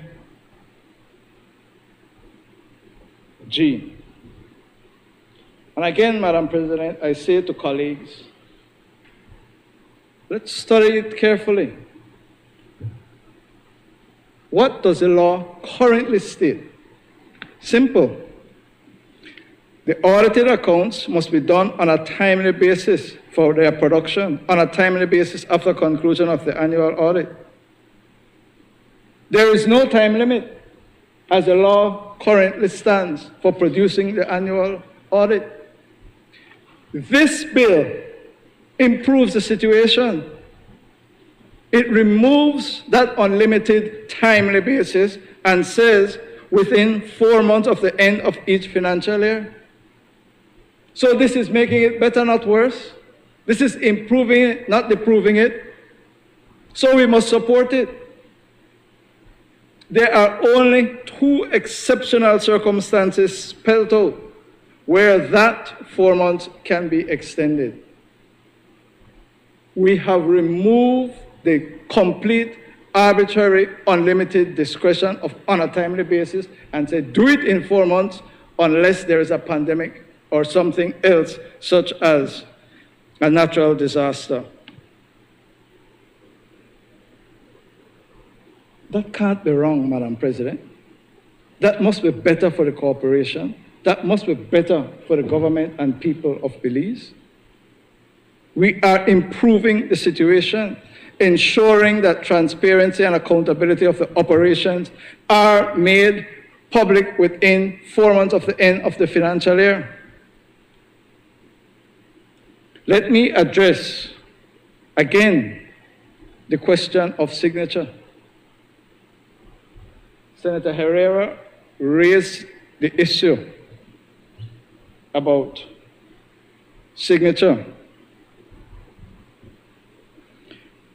All that is being done because of complaints from the corporation about how difficult it is to get directors to sign loans, etc., is to say that now a member of the board of directors or other person duly authorized by the board. Senator Herrera, that gives the flexibility for the board to authorize the general manager to sign loans, which addresses the point you raised. The point I make is perhaps it could have been spelled out specifically, but it can be done. So I want to emphasize, and Senator Smith, it is not one person. It has to be member of the board of directors or other person duly authorized. We have to ensure, and I say this thing again, which member of the board are you concerned about? Who is it that you don't want to sign these documents? Be careful when we suggest these things. Senator Bradley raised the question of the differing standards. That is for a good reason, Senator Bradley. The first one, Clause 6, which amends Section 8 by adding subsection 18. That deals with a civil standard. That's a civil matter. It says, in the execution of the business of the corporation, no director or executive manager participating in the decision-making process of the board or its subcommittee shall be liable for any loss to the corporation arising by reason of an improper investment made in good faith, save and except for willful fraud or wrongdoing or recklessness. That is dealing with loss suffered by the corporation. That is not a criminal offense. And therefore, it says, 1, it has to be an improper investment. 2, it must not have been made in good faith. And then it says, save and except for willful fraud or wrongdoing or recklessness. Any of those things that are present, the director or the executive manager or anyone or any other officer must be held liable. When you turn over now to Clause 15, which adds Section 26, you are now dealing with a criminal offense. And I think you will agree with me that the standard for a civil matter is different from a criminal matter. You're shaking your head. I'm surprised, perhaps more disappointed. A breach by a director or an officer of the corporation of the provisions of this act or any regulations made pursuant to this act shall be punishable on summary conviction by a fine not exceeding $15,000. And then it sets out the standard under which you may become liable in criminal prosecution, which is entirely different and a totally different standard. Senator Bradley, when he wants to be frank, he will accept that throughout the law, the standards for criminal liability is different for civil liability. So that is why there is that difference. Senator Herrera raised the question about the $5 million for loans. I want to remind this Honorable Senate that last year we did an injection of capital into the DFC of some 53 million, of over 105% increase, and therefore the capital of the corporation now is no longer 30, but $53 million. That is the capital because of the injection we did last year, which was an increase of 105%. So that the $5 million is tied to the current capital base of the corporation. Madam President, finally, the sinking fund. There is no provision in the law now for a sinking fund. We are providing for the first time for a sinking fund to be established by the corporation. That must be in the interest of the corporation, in the interest of the people of Belize, because it supports the capital of the corporation. I end my contribution by suggesting, let me deal with one final concern raised, I believe it was Senator Smith, the question of the limitation period. And again, Senator Bradley, Senator Pitts, certainly you two, I am not sure, you two would understand. The Limitation Act sets 6 years as a limitation period within which a claim must be brought if a matter arises in contract. What are we saying as an exception for the DFC? Notwithstanding the Limitation Act, so we are putting that on one side, 6 years, or the provision of any other law, no action may be brought by the corporation for recovery of money pursuant to a loan agreement between the corporation and any person after the expiration of 10 years. So we are extending by 4 years the time when the corporation can bring a claim to recover money on behalf of the corporation, from the date on which a cause of action accrued or until such time that the indebtedness should have been paid in full and all commitments by the corporation to extend credit to the borrower have been terminated. So this is an additional 4 years that is given to the corporation to recover amounts. If this was not here, it would have been 6 years. It is now 10 years. So again, we raise a concern about it, but not realizing that, in fact, we are making it better for the Development Finance Corporation. I close by saying this. The Right Honorable George Price, the father of the nation, always used to say to us, do not let the best be the enemy of the good. This bill may not be perfect. It may not answer every single little thing that somebody has a different opinion about, but at the end of the day, it is a good bill, and it is a bill which I commend very strongly to the Senate. It is going in the right direction. Madam President, I ask that the question be put. Before I put the question, I just want to remind members of the Senate to be very careful of the language we use in terms of referring to each other in this honorable chamber. While it may not be insulting or affect someone in the chamber, it may so do to someone outside the chamber and listening. Honorable members, the question is that the bill for an act to amend the Development Finance Corporation Act, Chapter 279 of the Substantive Laws of Belize, Revised Edition 2020, to widen the scope of the corporation's purpose, to provide for a period of limitation, to provide for penalties and punishments for directors and officers of the corporation, and to provide for matters connected therewith or incidental thereto, be read a second time. All those in favor, kindly say aye. Those against, kindly say no. I think the ayes have it.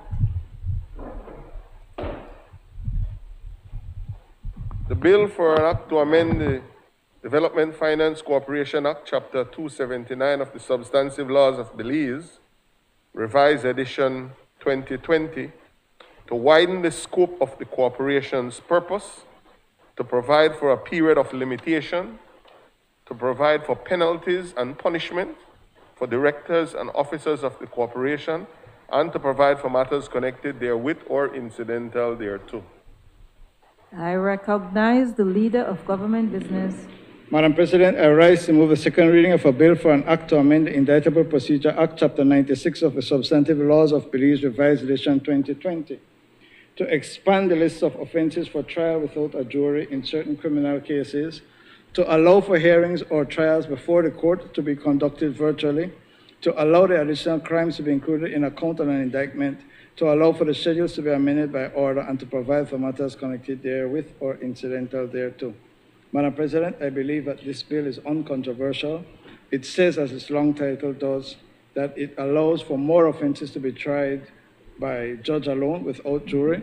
It allows for virtual hearings of criminal offenses, and it allows for the addition of more than one count on an indictment, and for those schedules to be amended by order rather than by an amendment of the act itself.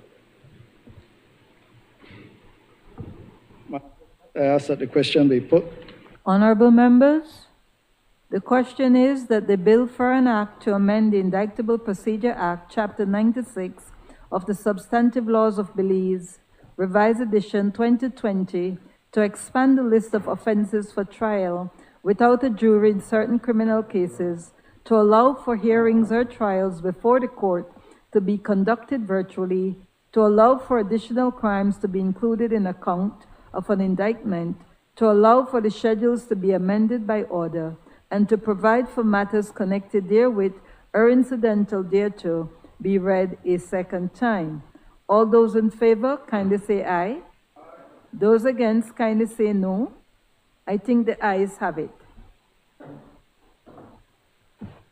Bill for an act to amend the Indictable Procedure Act, Chapter 96 of the Substantive Laws of Belize, to expand the list of offenses for trial without a jury in certain criminal cases, to allow for hearings or trials before the court to be conducted virtually, to allow for additional crimes to be included in a count of an indictment, to allow for the schedules to be amended by order, and to provide for matters connected therewith or incidental thereto. I recognize the leader of government business. Madam President, I rise to move the second reading of a bill for an act to amend the Inferior Courts Act, Chapter 94 of the Substantive Laws of Belize, Revised Edition 2020, to allow for hearings or trials before the court to be conducted virtually, and to provide for matters connected therewith or incidental thereto. Madam President, this is, again, an uncontroversial piece of legislation. It empowers the minister, as the law currently does, to appoint a committee of 3 magistrates, including the chief magistrate, in order to make regulations, and specifically including the power to have magistrate court matters tried virtually. I recognize.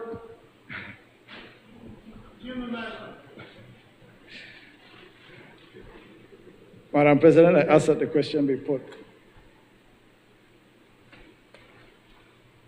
Honorable members, the question is that the bill for an act to amend the Inferior Courts Act, Chapter 94 of the Substantive Laws of Belize, Revised Edition 2020, to allow for hearings or trials before the court to be conducted virtually, and to provide for matters connected therewith or incidental thereto, be read a second time.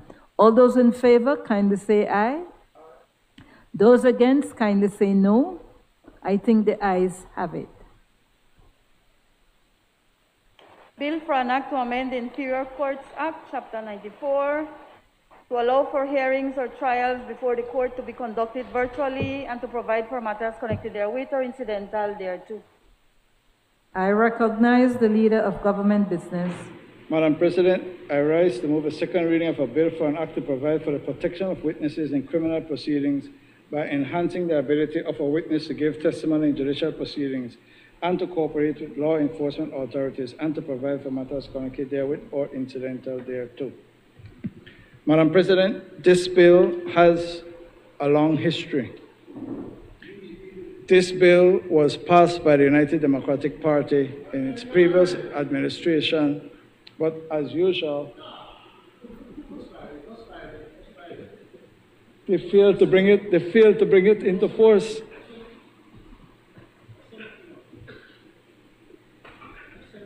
I will be kind to him. Madam President, this is an important piece of legislation. We are all very concerned about the crime rate in the country. We're also very concerned about the difficulties in getting successful prosecutions of criminal matters for varying reasons. This piece of legislation seeks to put into the hands of law enforcement authorities powers which we are hoping will go a long way in bringing stronger cases, criminal cases, to court and allowing cases brought to court to proceed to trial in specialized circumstances which protects witnesses and also allows for particular ways in which evidence is to be given in order that trials may be conducted. One important thing has to be stated, and that is that due process, protection of fundamental rights and freedoms must, of course, be adhered to and upheld. In brief, Madam President, the first order that can be issued is an anonymity order and an investigation anonymity order, which would allow the law enforcement agencies, this is now before an offense or a charge has been presented, to conduct investigations by getting an order from the court that this person or other should be given anonymity, and therefore information can be obtained from them in an investigation relating to a crime. So a crime has been committed, someone may be a potential informant, someone may be able to provide information to law enforcement, but there may be specific reasons, and the law sets out the conditions when the police or the director can go to court and say, I want to get information from a person, but I need that that person be anonymized. Therefore, you cannot disclose who is the source of your information. That is designed to assist in collecting evidence so that a criminal prosecution can be brought. The second type of order is the witness anonymity, and that gives protection and anonymity to witnesses in relation to criminal offenses. And that provides a procedure where applications must be made to the court for the granting of such orders on the conditions set out in the legislation, so that witnesses may testify in court without their details, without disclosing who they are. The law then sets out in Part 4 of the Act the ways in which a witness can testify, what are called special measures. A person can testify behind a screen. A person can have their voice modulated, and therefore you can't recognize the voice. A person can be not only screened, but the person's name, the person's home address is not disclosed, and that is a type of way in which a witness can be protected.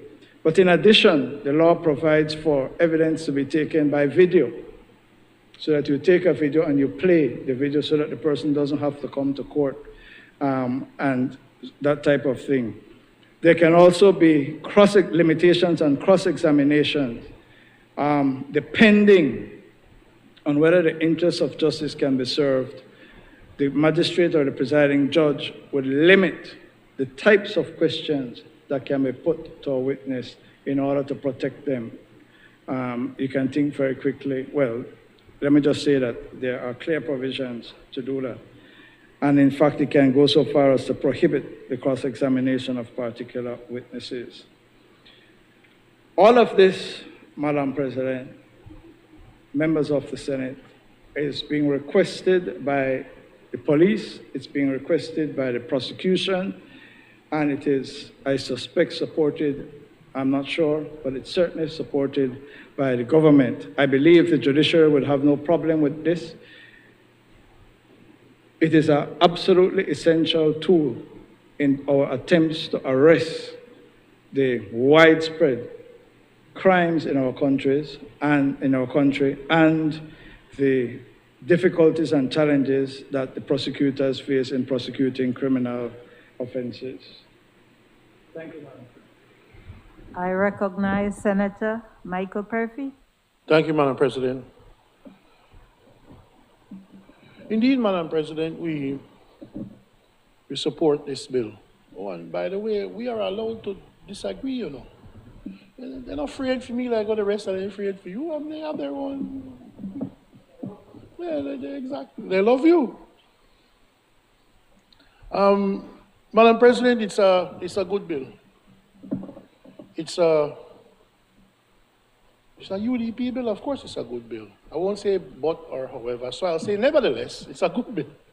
Nevertheless, what I want to caution, Madam President, because I've had the experience before, because we've had in the law, for example, a person doesn't even have to attend to trial. You can just submit their witness statement and it is deemed as evidence in chief. I had a case, Madam President, where the police, won't call the officer's name, submit a witness statement for a person who was supposedly a witness to a crime, but when we did our homework and did everything, the person didn't exist. What I want to caution, and I like that the bill includes the right to a fair trial in giving an anonymity order.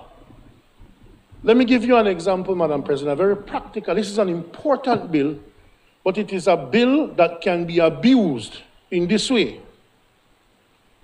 When you're telling me, because the Constitution says basically I have a right to face my accuser, when you're accusing me of a crime, let's just use the most egregious crime we have in our books, murder. When you're accusing me of murder, and the one person who is giving evidence against me to go to jail for the rest of my life is a person who we don't even know exists, I know provisions are made for the magistrate to know, and we have to put an enormous amount of trust in our magistrates, which is why they should be fully tenured and qualified under the law, so we can trust them that they're ensconced in their positions and they can't be moved. But nobody from the defense will be able to know who is making an accusation or serving as a witness against me if I'm charged for murder, for example. And I'll tell you the dangers of that, Madam President, as primarily a criminal defense attorney. It is important in trials to know who is doing the witnessing and the accusing. I mean, if they say I've committed a crime, Madam President, and it's Senator Bengushe, for example, or Senator Jang, I can't believe that their testimony will be unbiased and truthful. But if the one person who is the witness in that trial is Senator Courtney, man, the evidence against me might not be objective. So then my attorney will need to know the background behind the relationship because it goes to truth and veracity. It's very, very important in a trial. So I am glad that the provisions are in here that says you have to consider, when making an anonymity order, the magistrate is given powers to consider the fairness of a trial and the fairness to the accused who is innocent until proven guilty. Now, I know this is just talking about the anonymity order, but I'm hoping what the government can do further from this bill, because this bill covers one aspect of it. Because if I were to commit a murder, and I were to see that you saw me, Madam President, an anonymity order won't take us anywhere. I know that you see me, and I know that only you could hurt me. So there is no anonymity when it comes to the trial. There's some mention of it in here, but consider as well taking it beyond the step. I don't know how we do it. We examined it. Because if you want to protect people, we hide you for a year until you can testify against me, for example. But then, who do you hide? You hide yourself, your children, you take them out of school, your spouse, all of that. I mean, that is something in the future. I'm just saying, this is a great start, and it is a good bill, and I support this bill. I recognize Senator Moses Bengefe.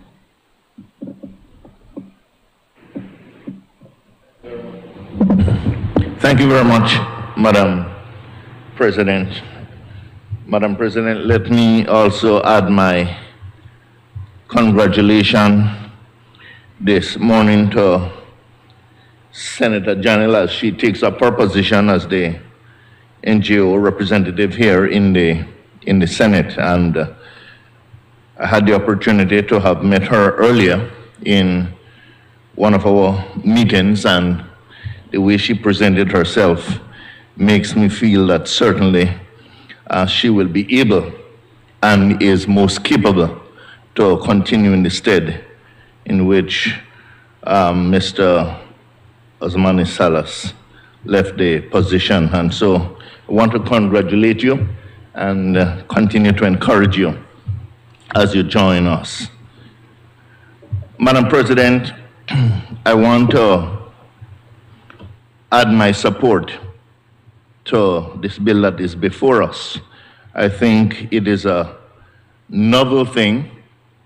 I want to, like others before me, just share, however, that perhaps as it is being presented here, it is a good start. But in time to come, certainly, some other things will have to be taken into consideration, and I just want to indicate that as I have looked over what is before us, as I said, it is something that I must say it is a good start. And as mentioned earlier, should, and I suppose would have been supported by especially the police, because a lot of what is here before us will have a lot to do with that department. And I would hope that as we go forward and we refine what is here before us, that as we take into consideration the police and what will also be expected of them, because a lot will be expected of them in upholding what is before us here, that perhaps some measures will be put in place to also ensure that whatever confidentiality protection is needed for the witness.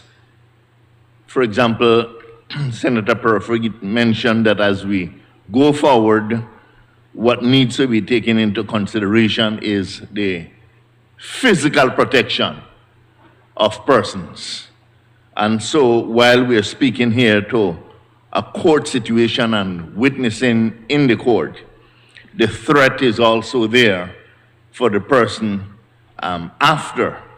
And so the physical threat is there, and how do we protect that person? I hope that as we continue to refine what is before us, that those things will be taken into consideration to ensure that at least full protection is given for that person, so that persons, and not only the person themselves, but that, as was mentioned, families will also feel comfortable in ensuring that relatives are taken care of. Now, I end again, Madam President, by saying I think it is a good thing that is before us. It is a good start, but certainly we can refine it as we go along. Thank you very much. I recognize Senator Gina Pitts. Thank you, Madam President. I rise to add my contribution to the Protection of Witnesses Bill, I wanted to let it be known that this is a bill that is coming, in my opinion, late in the day, but nevertheless, the government has brought it.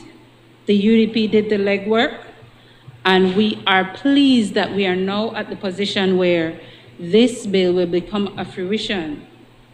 Madam President, I also want to state why this bill is so important.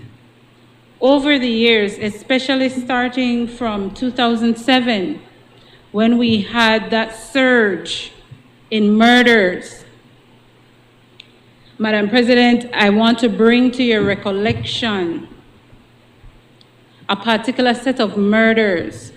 There was a shooting on Orange Street. There was a person proximate to the deceased. That person was seen and known by the accused. The following night, Madam President, that person too became a victim.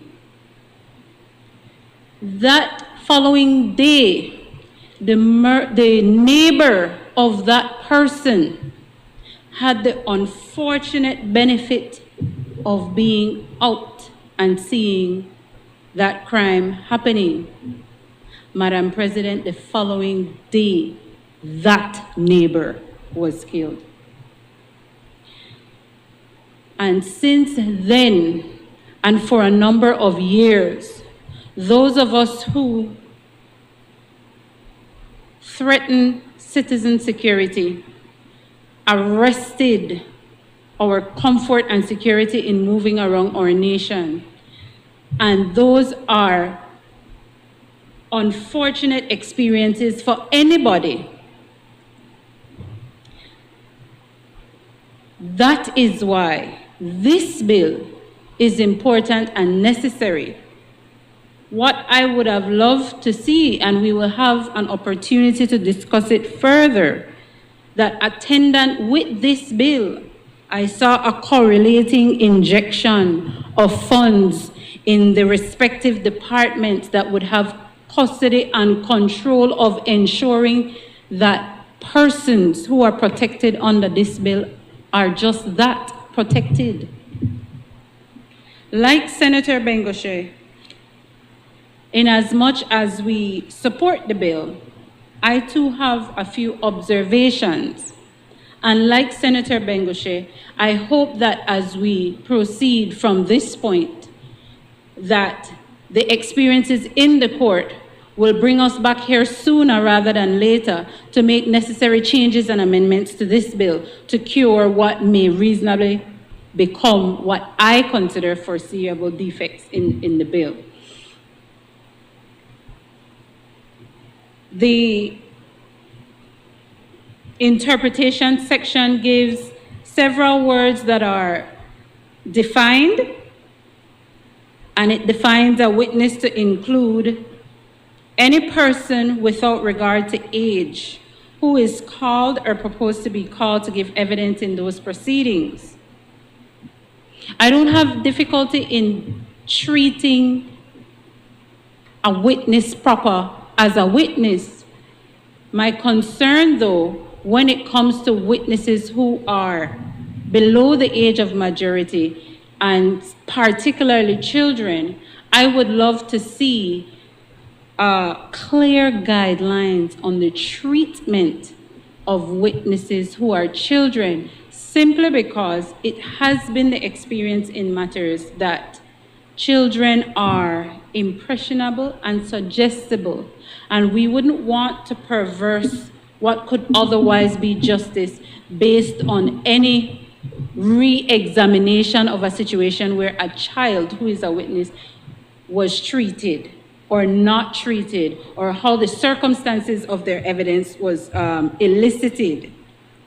Because, Madam President, one of the main purposes of this bill is to ensure not only fairness in trial, but also to help the country see a rise in conviction rate by protecting those persons who can significantly help to solve crimes.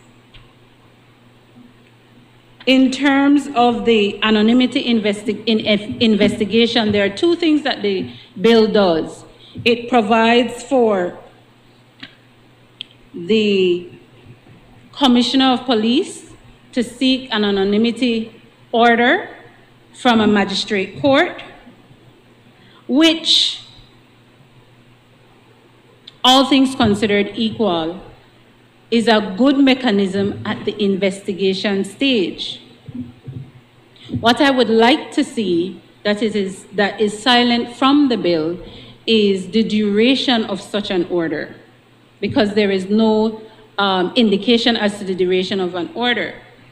In terms of approaching the court to access the grant of such an order, in circumstances where a magistrate is not minded to give the order, the bill provides that the Commissioner of Police can appeal to the Supreme Court for the refusal, but notwithstanding that, the magistrate must issue the order until the determination of that appeal for the refusal. Those of us who are familiar with appeal processes, we could appreciate that there is a step there that is being omitted. It could be that it is a conscious one to secure the objective and the purpose of the bill, but I just caution that we do not, and I do so cautiously, that we do not trespass on processes and mechanisms that might in the end render the purpose of the bill futile. I go on to section 5, subsection 5. In approaching the court for an investigation anonymity order, the bill provides that a magistrate may hear an application without a hearing, and that is fine. The bill provides that in circumstances where it hears the application, the magistrate could notify the applicant of the determination.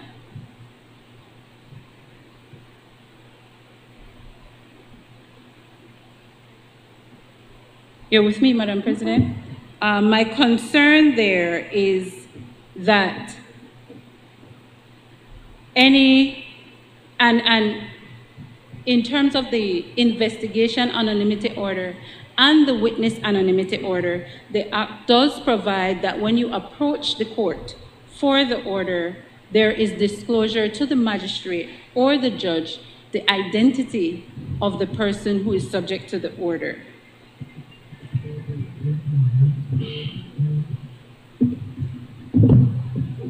What I caution is gaps that are there that where we may not appreciate are there that would render the leaking of the information. And I say that because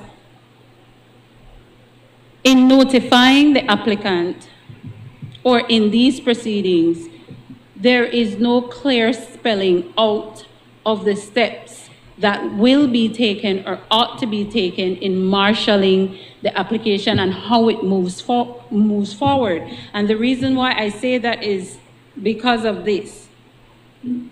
We have all seen, or I hope we have seen the news recently, where a parent is complaining about evidence, witness statement going missing. The DPP herself confirmed that she provoked an investigation into the matter, having learned of it and having appreciated that it was real. What we see from those circumstances is an appreciation that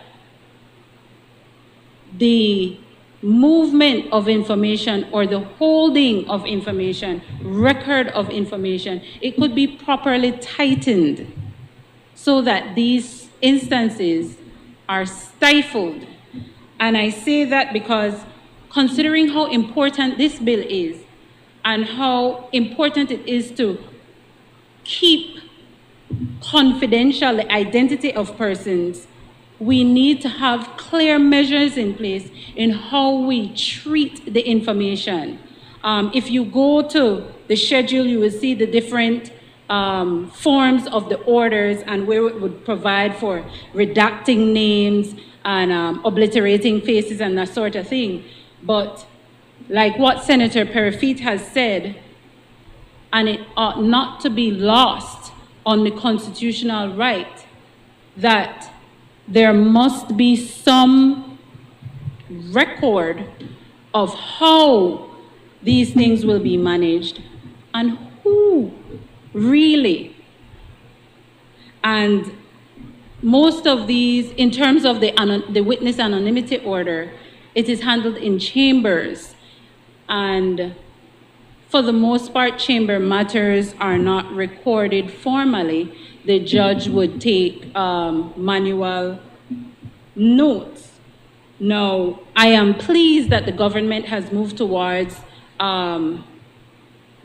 bolstering our judiciary in recruiting new judicial officers. And there are some things that we should not see in the future, but I don't want us to lose sight of the fact that on appeal sometimes, when we're dealing with matters and we have to go back to the evidence and we have to go back to the record, things are missing.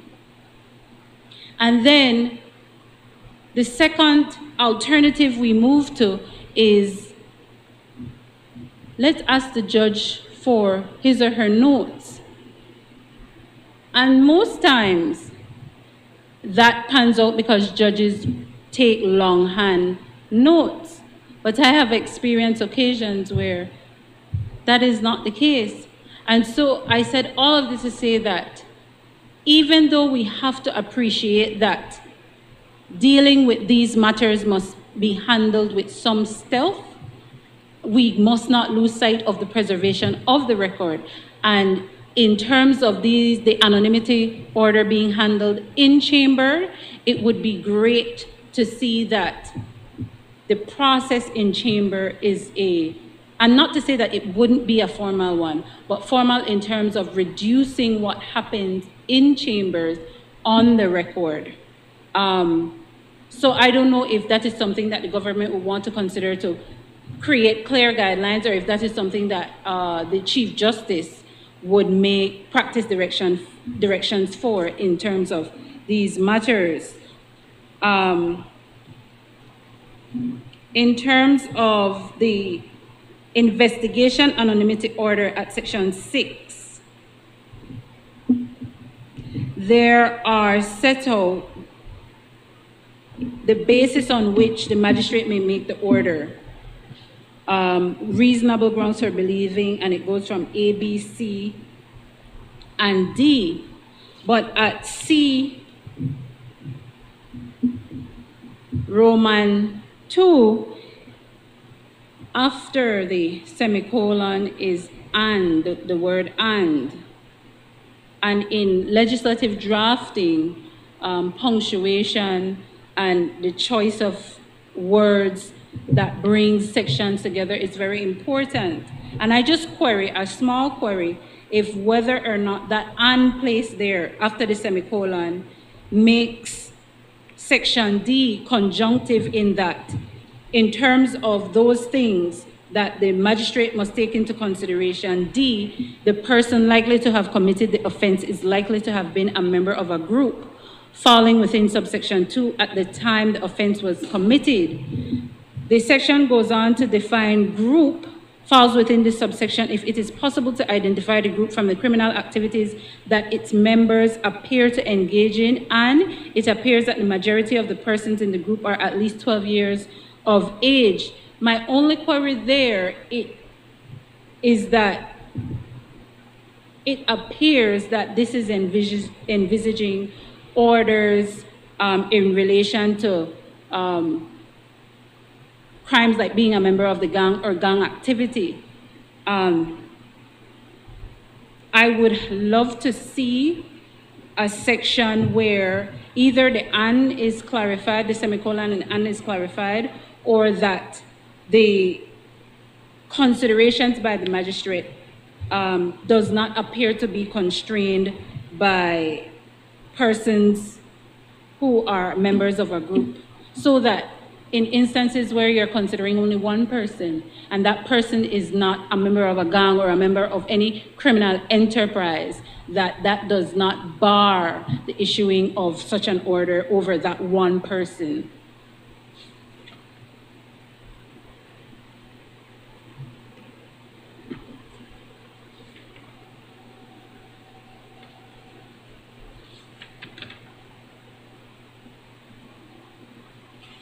A concern that I have also is in terms of application for witness anonymity order at section 11. When the prosecution is making the application, it has no obligation to inform anyone, and that is fine. But when it is the defense making that application, the legislation is providing that the defense must also notify the prosecution. And I find that that is an unbalanced way of treating both parties who have an obligation to protect the identity of persons who require these orders. Pray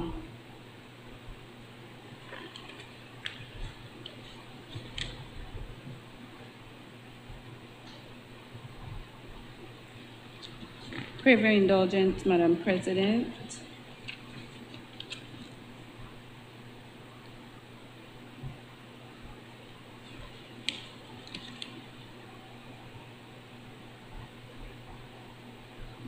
In terms of section 26, examination of witness through intermediary. At 26(5), subsection 5, it says a person shall not act as an intermediary in a particular case except after making a declaration in the form prescribed by rules of the court that he will faithfully perform his function. This is a small observation, a minor point, but in my opinion, for the preservation of the record, I think that the declaration shall be in the format of an actual form, as opposed to going before a court and giving a viva voce declaration, and then you're treated as an intermediary. We have other mechanisms in the law that actually, like when you're you have to go to a justice of the peace to swear on a complaint or something. It's a physical paper that you do. Section 29, directions prohibiting accused from cross-examining particular witnesses. We appreciate that the right to every accused is to face his accuser, and congruent with that right is the ability to cross-examine the accuser. Now, I will agree that there will be situations where an accused should be prevented from being active in proceedings in cases where the accused misbehaves in court or is of such gross conduct that he has to be excluded, he or she, no?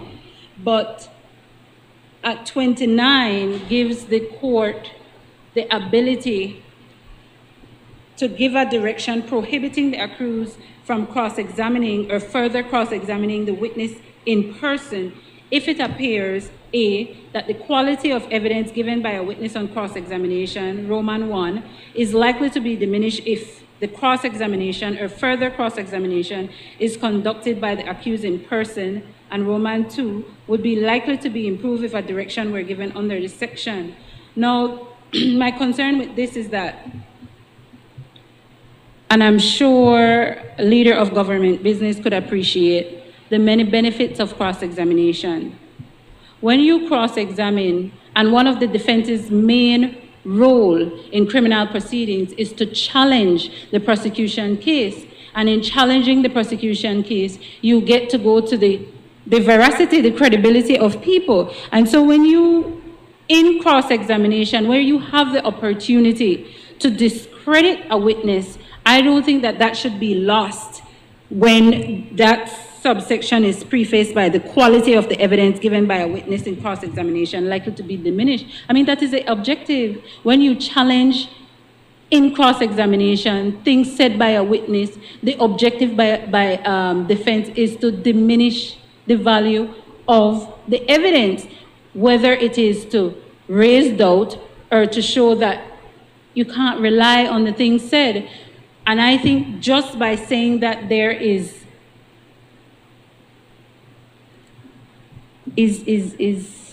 perhaps trespassing on the constitutional rights of defense. We want to be even-handed in protecting witnesses, but at the same time, we don't want to stifle or cripple the defense. At 4,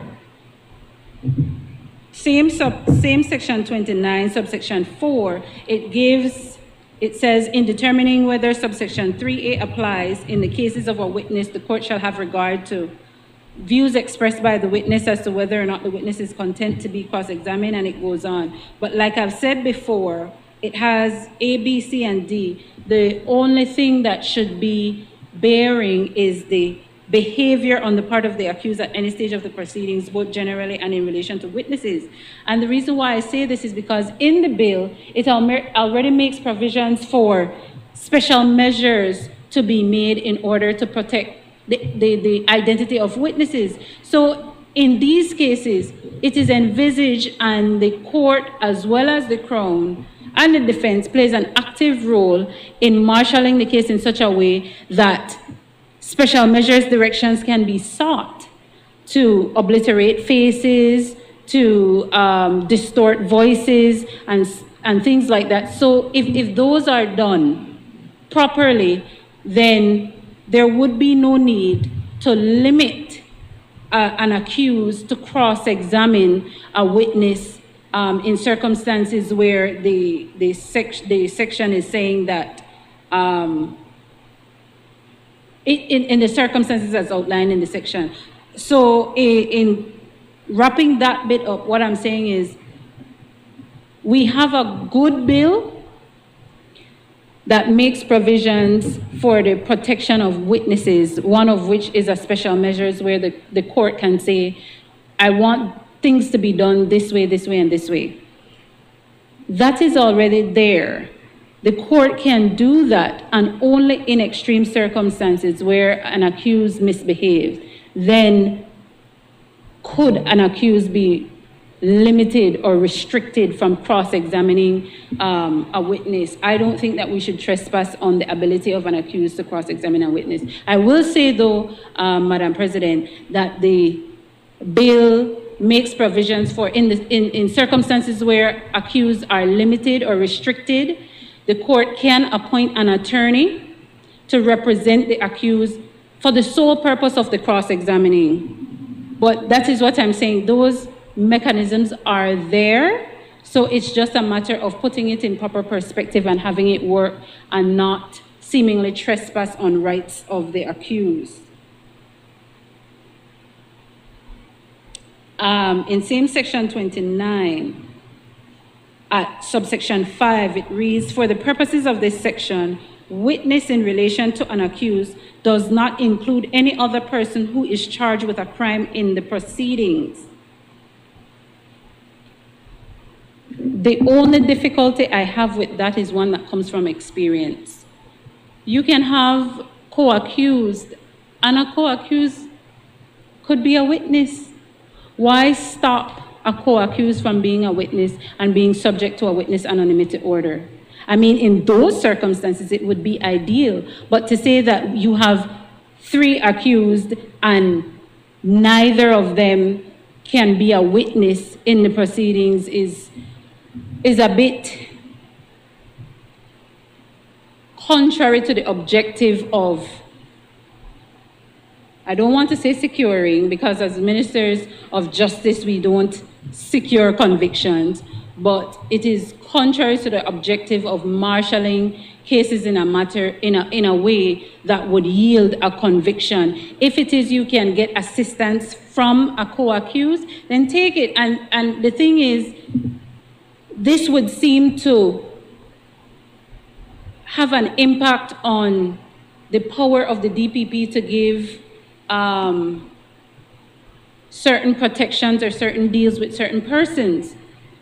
And the two, even though in the broad it does not infringe on each other, but it limits the DPP from learning that a co-accused would like to cooperate and lend information and lend evidence, but under the guise of anonymity. I think that should be reconsidered and offer co-accused the ability to become witnesses, because many times if a cutthroat defense isn't run, some co-accused would want to testify.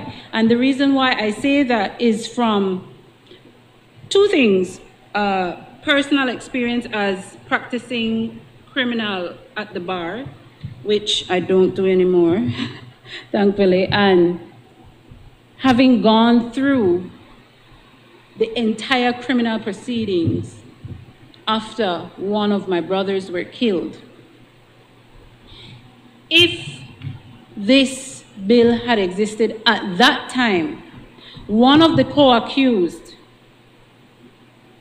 who was ready and willing to give information but was subject to fear and threat of life and limb would not have been able to assist.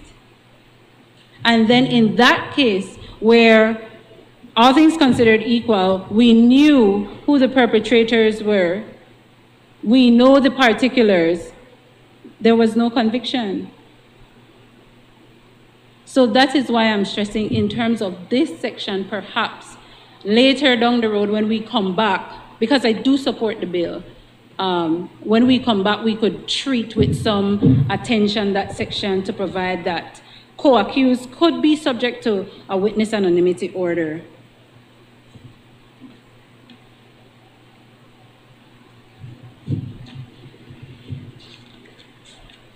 Madam President, before I take my seat in the round, I would like to say that in supporting this bill, we on this side also support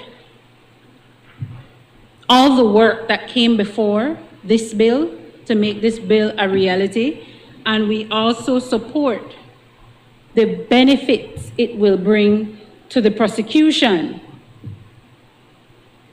We also support, and I said we will discuss it further down, how seriously committed this government is to seeing this bill be carried through by actually making resources available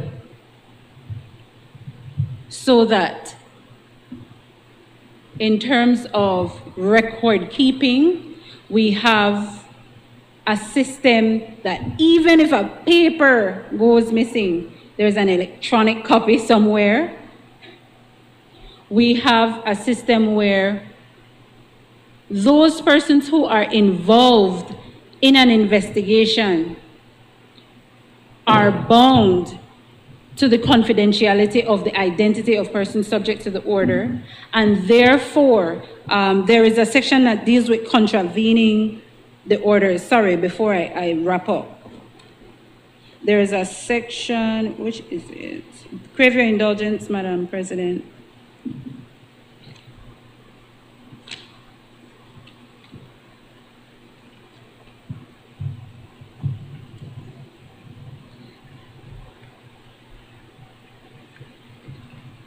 I won't go over it verbatim, but the section that deals with disclosure of information, of course, it provides for penalties for disclosing the information, but it also makes provisions for where you will not meet any penalty if the disclosure is made without any knowledge of the existence of the order and other circumstances. But what I do not see is provisions relating to circumstances where you would have to deal with persons who are subject to court proceedings where they breach the confidentiality of these orders. Because what we are seeing, or what is real right now, what is pressing, is appreciating that still, and it has continued from then until now, that information is either being leaked or being lost or being shared. In terms of making those persons responsible, I want to be able to see how, or the burden and the way in which matters will be taken into consideration in establishing that persons will be liable for punishment for breaching the order. There is provision that says what the penalty is, but there is no spelling out of the in-between, and I think that is important because we can have situations where we experience leak or disclosure, and you go to court with it and nothing comes of it. There is no conviction. And that is because perhaps we can do a little bit more to strengthen the things that we need or we want to see in order to establish or found a conviction for the disclosure. Because it is really, really important that in supporting this bill and having this bill become a reality, that we actually consider everything in the wrong and put measures in place in the wrong in order to make it become successful and a reality. I would like to close, and I've alluded to it before, that when we come back to it, should we come back to it, we should come back to it with an intention to put clear measures in place to secure the handling of information, the storing of the information. That is very, very important, and that is one of the areas that we haven't dealt with yet. It does not make the bill bad. It does not make the bill wrong. The bill is still good. It is necessary. This is just one of those things that we will need constant work on to fine-tune, along with a commitment from the government to fully fund and provide the resources necessary to secure the fruition of the bill. Thank you, Madam President. I recognize Senator Kevin Herrera. Thanks, Madam President, and maybe it was a good thing you recognized me because my comments are short, and so I shouldn't take much time. Firstly, Madam President, I rise to support the bill. I think that it's an extremely important step and a good step in the right direction with respect to the administration of justice, bringing those who have committed crimes to justice, as well as protecting witnesses. And witnesses are an extremely important part of that whole process, and the protection of them, I think, will go a far way with respect to bringing those persons responsible to justice. I think, though, a lot of what we're trying to achieve in this bill, especially with respect to the investigative anonymity order, and will be dependent on the professionalism of the police department.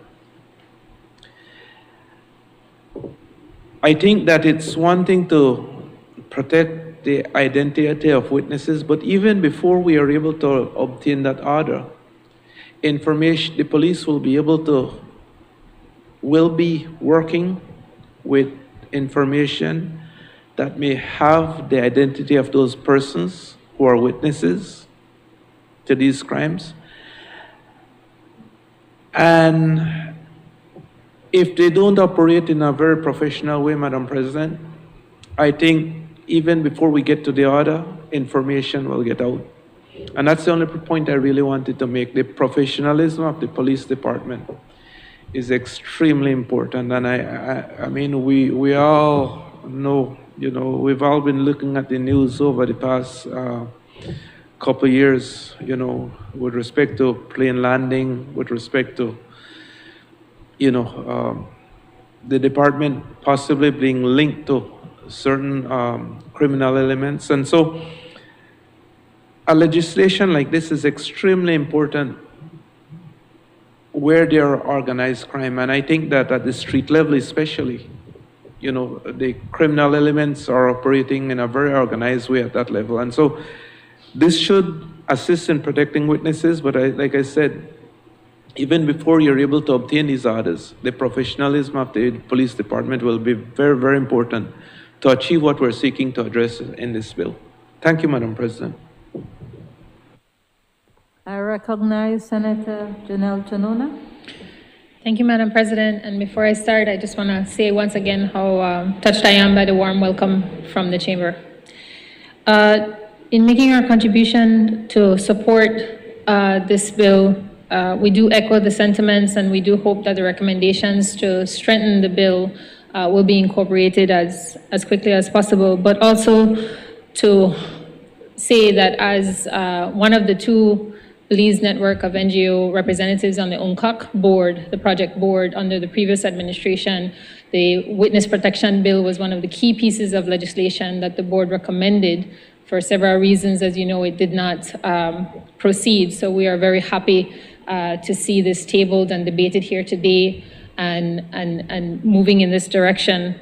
I will also say that through our work with groups like Crime Stoppers Belize, how vital these pieces of legislation will be to those sorts of initiatives that are also based on anonymity and confidentiality, and strengthening that. And hopefully in the very near future, Belize might also be able to have a witness protection program. I know some of those things have been informally done, but I think it would be an excellent movement in the right direction to see something like that nationalized. Thank you.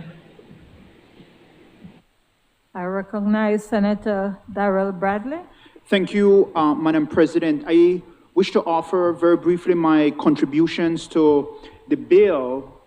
Firstly, just to express my appreciation and support for the legislation. I think when the Honorable Leader of Government Business introduced it, and all senators who spoke mentioned the point on the need to give the police additional tools to address crime, and that is a national concern, and it is certainly something that I would support. Just two things that I want to be very, very clear on. In terms of Section 6 for the investigation anonymity order, to appreciate that the context of this from the draft is in relation to persons suspected of being in gang activity, because the language actually sets that out. So I just want to appreciate, for purposes of my understanding of the legislation, that that is what we're talking about because of the conjunctive and, so that the considerations there is that the person who is suspected of having been committed the crime has to be in a group which is some organized activity or some gang activity. And the second point that I wish to make, and I'm fine with that because I do know that these types of legislation come from consensus building activities. I know that the Honorable Senator Chanona mentioned her involvement in giving input in this, and I know that stakeholders would have said that that is what they want their focus to be. And I just want to be satisfied by myself that the focus of this bill is for persons who would be witnesses to crimes which are gang related. And just to ask the question then is that are there not other circumstances where such anonymity and investigation anonymity order may be warranted? The second part of my comment would be in relation to the appeal process. And I am a big proponent of judicial oversight of any power of police officers or people in the executive.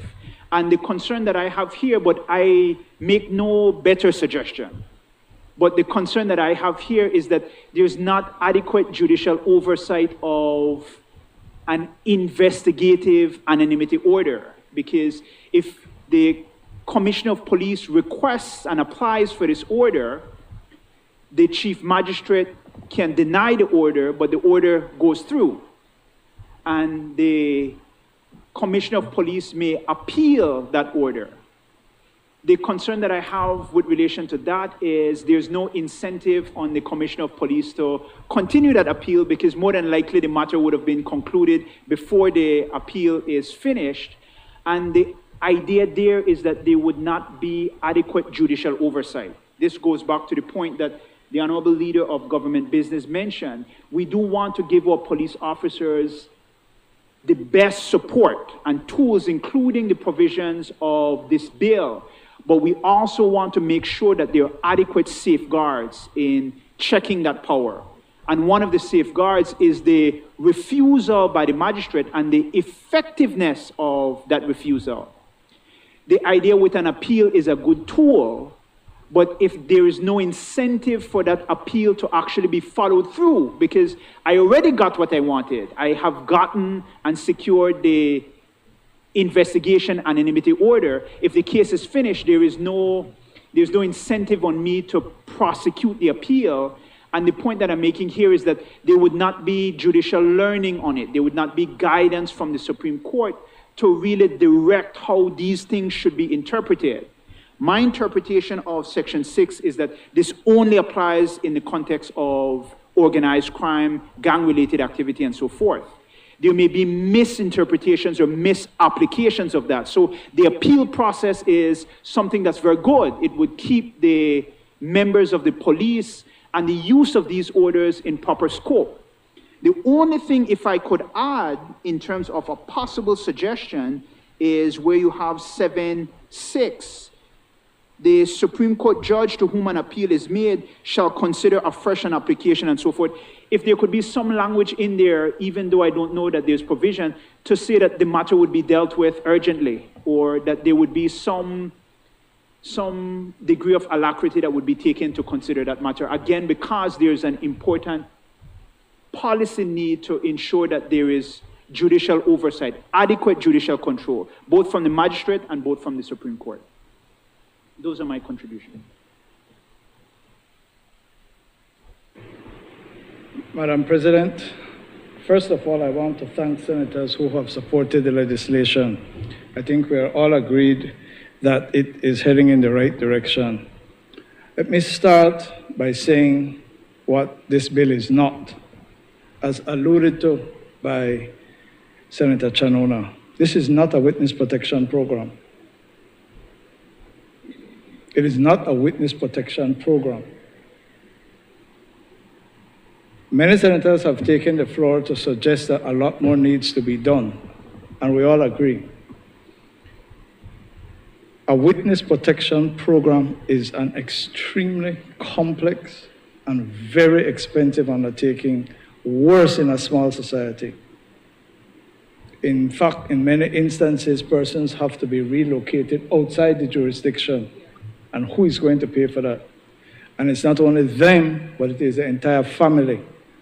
So I just want to emphasize that that is not what this is dealing with. And I agree that we all have the ambition that one day we are able to afford that and reach there. Secondly, and I take on board a lot of the comments and suggestions from Senator Pitts. I will not respond to each and every single one of them, and I don't intend any disrespect by that. But certainly, there's a lot of fine-tuning that can be done and should be done over time. But we have to start somewhere. But there are a couple of things I want to refer to specifically, because there may be slight misunderstandings and emphasis placed on things that create the wrong impression. The first is Clause 4, Madam President, and the scope of an anonymity investigation order. It is absolutely critical to appreciate Clause 4(1). The chief magistrate may grant an investigation anonymity order in relation to a specified person, prohibiting the disclosure of information, A, that identifies the specified person as a person who is or was able or willing to assist a specified criminal investigation, or that might enable a specified person to be identified as such a person. What am I emphasizing? What the Americans call a cooperating witness. You cannot get an investigation anonymity order against a person who doesn't want to cooperate. This is a person who has this information and is willing and able to assist. So the person is saying, I have information, but you have to protect me. If you protect me, I am going to cooperate with you. Some people would call it a snitch. Why do I say that? We are talking about protecting people only if they are cooperating and assisting with investigations. So the first point to note is that we're dealing with somebody who wants to help and who says, I'm going to help if I get protection. We are not talking about a situation where the police believe that Senator so-and-so or some member of the public has seen something, but the person is not cooperating, and so they're going to go to court now and get an order against that person and force that person to cooperate. That is not what this law contemplates. Following on that, clause 3, and I think this is what one of the points that Senator Pitts was referring to. It says a person who discloses information in contravention of an investigation anonymity order commits an offense and is liable on summary conviction to a fine of $20,000 or to the imprisonment for 4 years or to both. The concern about leaking, disclosure of information, etc., in my respectful submission, is captured here. Because if you go to the magistrate court, the police applies for an anonymity investigation order. It's disclosed who the witness is, and this witness needs to be anonymized. Somebody leaks that out, and we're able to find out who it is. That person has allowed information to come out to identify who the informant is, and therefore the person is in contravention of the act. And it seems to me that subclause 4.3 can capture that scenario. I go one step further. 6. Clause 6 sets out the conditions for making an order. Now, let us recall that we're talking about someone who wishes to cooperate with the government, with the police prosecutor. The chief magistrate may make an investigation anonymity order if satisfied that there are reasonable grounds for believing that an offense has been committed. So it is not that we don't know whether something has happened. It is someone has been murdered, there has been a robbery, there may have been some other offense. You have to satisfy the magistrate that an offense has been committed.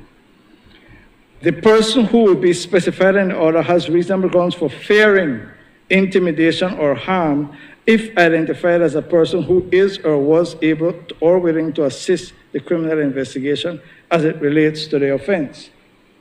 So the person has to himself or herself say, I don't want to give this evidence unless I'm protected because, and explain the intimidation, fear, or harm that may come to that person. The person who will be specified in the order is able to provide information that would assist the criminal investigation as it relates to the offense, and is more likely than not, as a consequence of making the order, to provide such information. So I repeat, this person has to have evidence, this person has to want to cooperate, and it is more likely than not that if you give the person the protection, he or she will assist the police with the information that they have. And the person likely to have committed the offense is likely to have been a member of a group falling within subsection 2 at the time of the offense is committed. The point that has been made, it is speaking to organized crime, gang-related activities. It is not wider than that. That is the purpose of this whole provision for the investigations, that gangs intimidate, kill, threaten, persons for testifying against them, and therefore we are seeking to address that situation as a start. Now, that is the investigation side of things. When it comes to witness anonymity, we're talking about a situation where a person is a witness in a criminal matter, and he or she or someone is applying, accused or the prosecutor is applying for that person to be protected in giving evidence in court. And so we talk about a witness anonymity order. And I think the lawyers on that side and myself have emphasized that this is, like all pieces of legislation, subject to the fundamental rights and freedoms in the Constitution. There must be a fair trial, and there's a derogation from the right to know and confront my accuser. So there are these limitations, and perhaps one day they will be tested as to whether or not they go too far in terms of derogating from the fundamental right. But Clause 9 specifically abolishes the common law rule against disclosure of identity of a witness.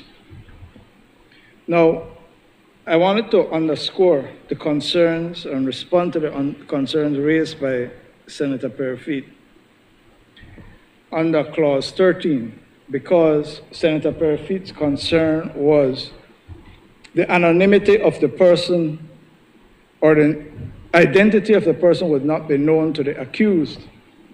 And he gave the example of me giving evidence against him, he not knowing that it is me, and that I would be prejudiced against him. But Clause 13(2) addresses these issues. Clause 13 is the provision for the relevant considerations to be considered by the court in determining whether they are going to give some protection to a witness. And the relevant considerations are set out in 13(2). The general right of an accused in criminal proceedings to know the identity of a witness in the proceedings. So that's the first thing they are going to consider. In this case, looking at all the evidence and all the witnesses, the accused has a right to know, and we're derogating from that, so they have to make a balancing determination as to how the anonymity in relation to this witness will affect the fair trial and the right of an accused to know and confront their accuser. So it has to be considered. The extent to which the credibility of the witness concerned will be a relevant factor when the weight of the evidence comes to be assessed.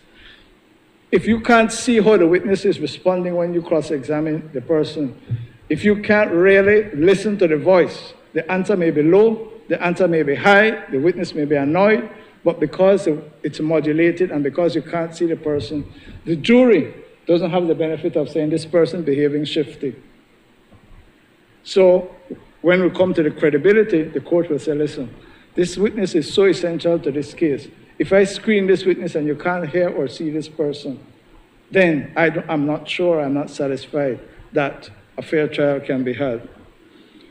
And now this is important. Whether the evidence given by the witness might be the sole or evidence or decisive evidence implicating the accused. The implication there is that if you are the main witness, you are the main person who could implicate this person, but the accused has no chance of seeing you, knowing who you are, putting you in front of a jury, putting you under cross-examination. Is that a fair trial? That is something the court has to consider in determining whether they will grant the anonymity order. The witness protection order. Whether the evidence of the witness could be properly tested, whether on grounds of credibility or otherwise, without the identity being disclosed. Whether there is any reason to believe that the witness has a tendency to be dishonest. Whether the witness has any motive to be dishonest in the circumstances of the case, having regard in particular to any previous convictions of the witness and to any relationship between the witness and the accused or the associates of the accused, and whether it would be reasonably practicable to protect the identity of the witness by any means other than making a witness anonymity order specifying the measures that are under consideration by the court. So if it is that you are from one gang and you are testifying against a member of another gang, you have a motive. And therefore, the court has to consider, will I give you anonymity when I know that you have a motive to testify against this person in this particular case? You have a motive, you are likely to be dishonest because of the gang rivalry. The point I seek to make is that there are built-in relevant considerations which must be considered by the court before taking the extraordinary step to giving anonymity to a witness. The special measures are set out in extenso in the bill, and I just want to draw attention to clause 29 because Senator Pitts drilled down on this clause, but I think her concerns perhaps may be assuaged if we take a careful look at it. I want to emphasize, this provision is very clear. It provides for a prohibition against cross-examination in person. It's not a prohibition against cross-examination. Specifically, 29.3, the court may give directions for prohibiting the accused from cross-examining or further cross-examining the witness in person if it appears to the court, A, that the quality of the evidence given by the witness on cross-examination is likely to be diminished if the cross-examination or further cross-examination is conducted by the accused in person, and would likely to be improved if a direction were given under this section, and that it would be in the interest of justice to give such a direction.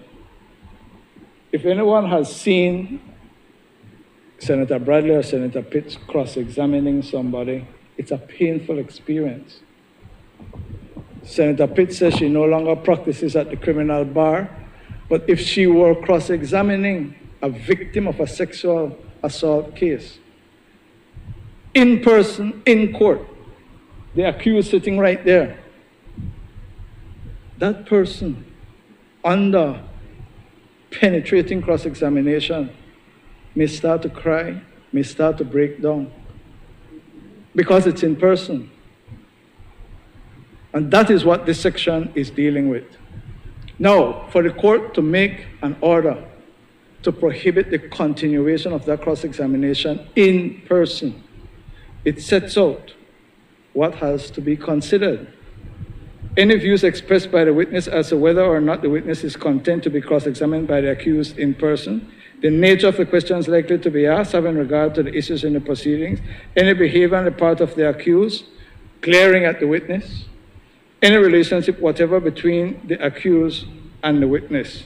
So, again, there are considerations which must be considered in order to stop or to prohibit an in-person cross-examination.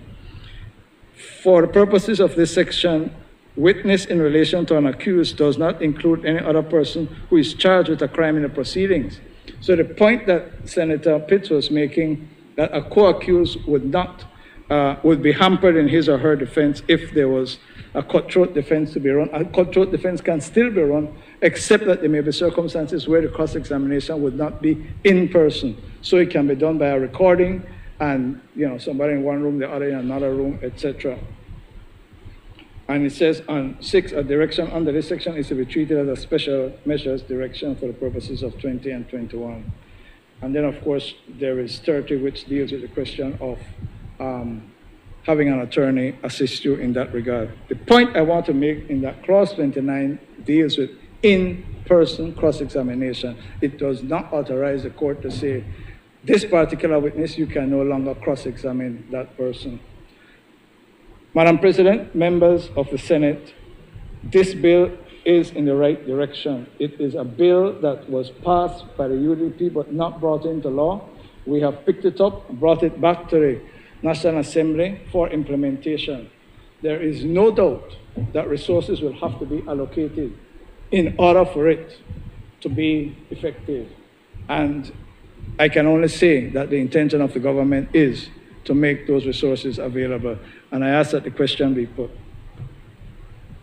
Honorable members, the question is that the bill for an act to provide for the protection of witnesses in criminal proceedings by enhancing the ability of a witness to give testimony in judicial proceedings and to cooperate with law enforcement authorities and to provide for matters connected therewith or incidental thereto be read a second time. All those in favor, kindly say aye. Aye. Those against, kindly say no. I think the ayes have it. I recognize the leader of government.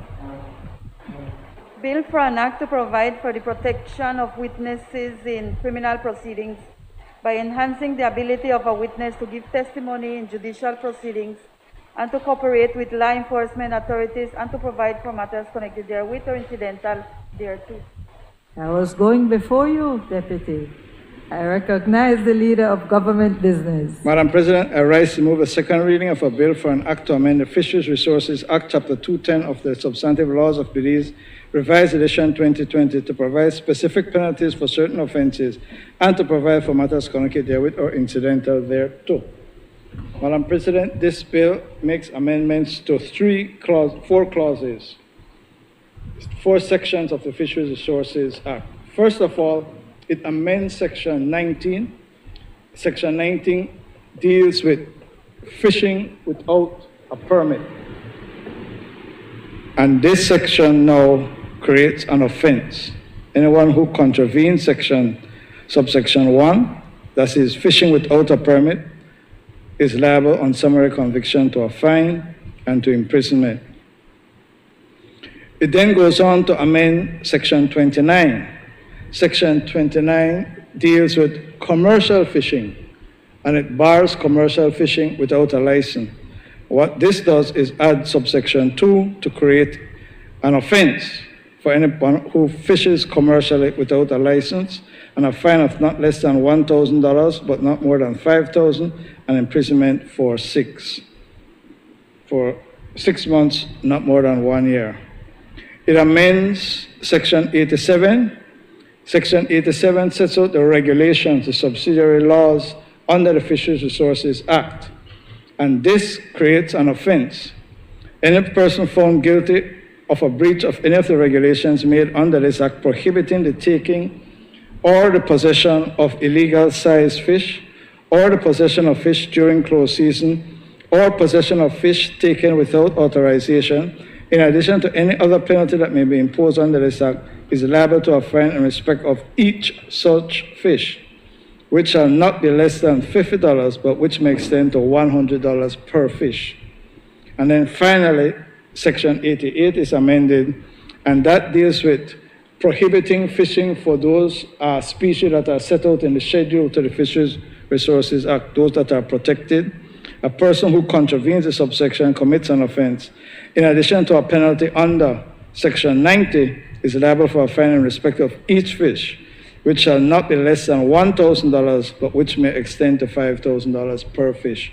So it is tightening the regulations. It is creating penalties for violation of the act, and it is consistent with protecting our marine resources by a responsible government under the leadership of Honorable John Bresenio. I recognize Senator Janelle Chanona. Thank you. We rise in support of the amendments, but also to emphasize it's not just about safeguarding the resources themselves, but also the livelihoods of those who depend on those resources. I cannot tell you enough how often we've heard from the fishers, licensed Belizean fishers, lamenting that there is not enough being done to make sure that illegal activity is deterred. We've just come off Reef Week, an annual week to celebrate and champion as well as highlight the obstacles facing our natural resources, and illegal fishing and legal activity on our waters featured prominently. So alongside that though, we do call out that in those discussions, and it's been a perennial issue, it has been flagged that having the law is where we need to start, but as we've just heard earlier, having the resources to enforce that law and to make sure that that capacity is there is also very real. we continue to be confronted in the sector with having rising fuel prices.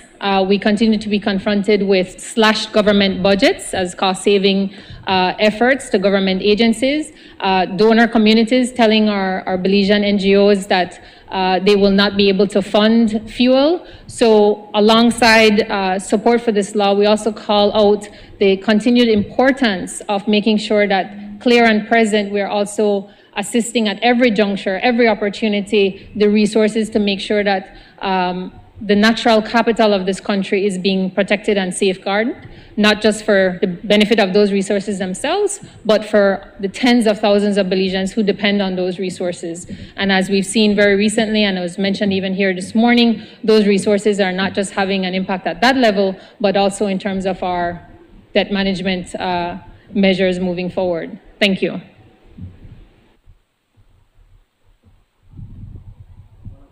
Madam President, I thank Senator Chanona for supporting the legislation. I know this is an area that is very near and dear to her. I just wanted to make the point that this is not dealing with recreational fishing. Somebody who goes by the riverside or the seaside and just does their recreational fishing, the ordinary Belizean is not being affected by this. This is attempting to protect the resources for the resources themselves, and as the Senator said, to protect the livelihood of the fishers. So I ask that the question be put. Honorable members, the question is that the bill for an act to amend the Fisheries Resource Act, Chapter 210 of the Substantive Laws of Belize, Revised Edition 2020, to provide specific penalties for certain offenses and to provide for matters connected therewith or incidental thereto, be read a second time. All those in favor, kindly say aye. Aye. Those against, kindly say no. I think the ayes have it.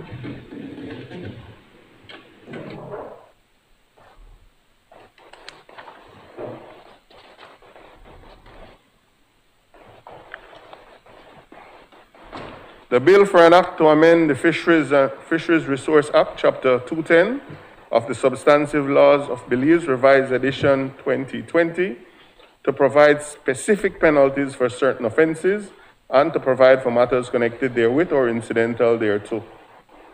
Committee of the Whole Senate on Bills.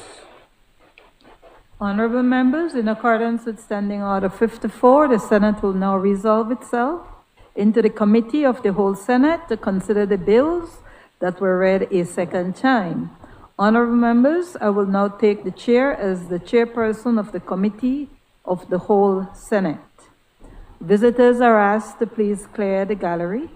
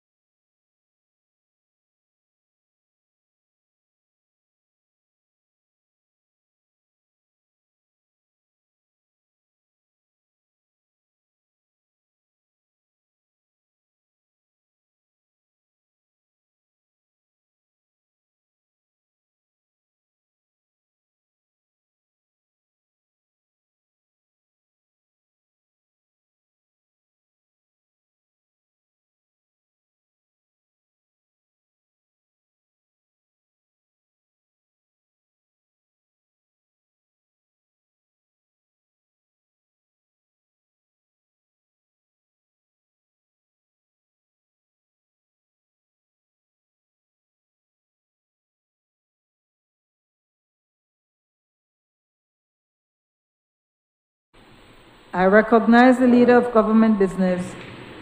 Madam President, I rise to report that the Committee of the Whole Senate has considered the Misuse of Drugs Amendment Bill 2022 and passed it with amendments.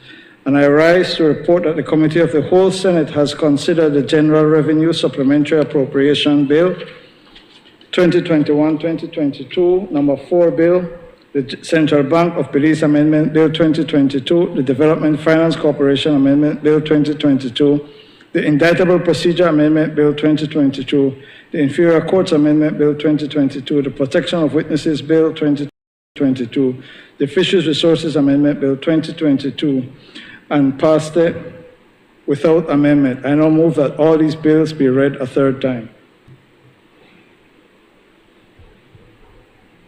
Honorable members, the question is that the bill for an act to amend the Misuse of Drugs Act, Chapter 103 of the Substantive Laws of Belize, Revised Edition 2020, the General Revenue Supplementary Appropriation Bill to appropriate further sums of money for the use of the public service of Belize for the financial year ending on the 31st day of March 2022.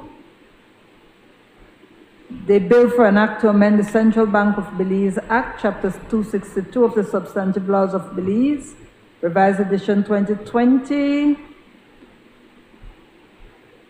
The bill for an act to amend the Development Finance Act, Chapter 279 of the Substantive Laws of Belize, Revised Edition 2020. The bill for an act to amend the Indictable Procedure Act, Chapter 96 of the Substantive Laws of Belize, Revised Edition 2020. The bill for an act to amend the Inferior Courts of Act, Chapter 94 of the Substantive Laws of Belize, Revised Edition 2020. The bill for an act to provide for the protection of the witnesses in criminal proceedings, the Protection of Witness Bill 2022, the bill for an act to amend the Fisheries Resource Act, Chapter 210 of the Substantive Laws of Belize, be read a third time. All those in favor, kindly say aye. Aye. Those against, kindly say no. I think the ayes have it.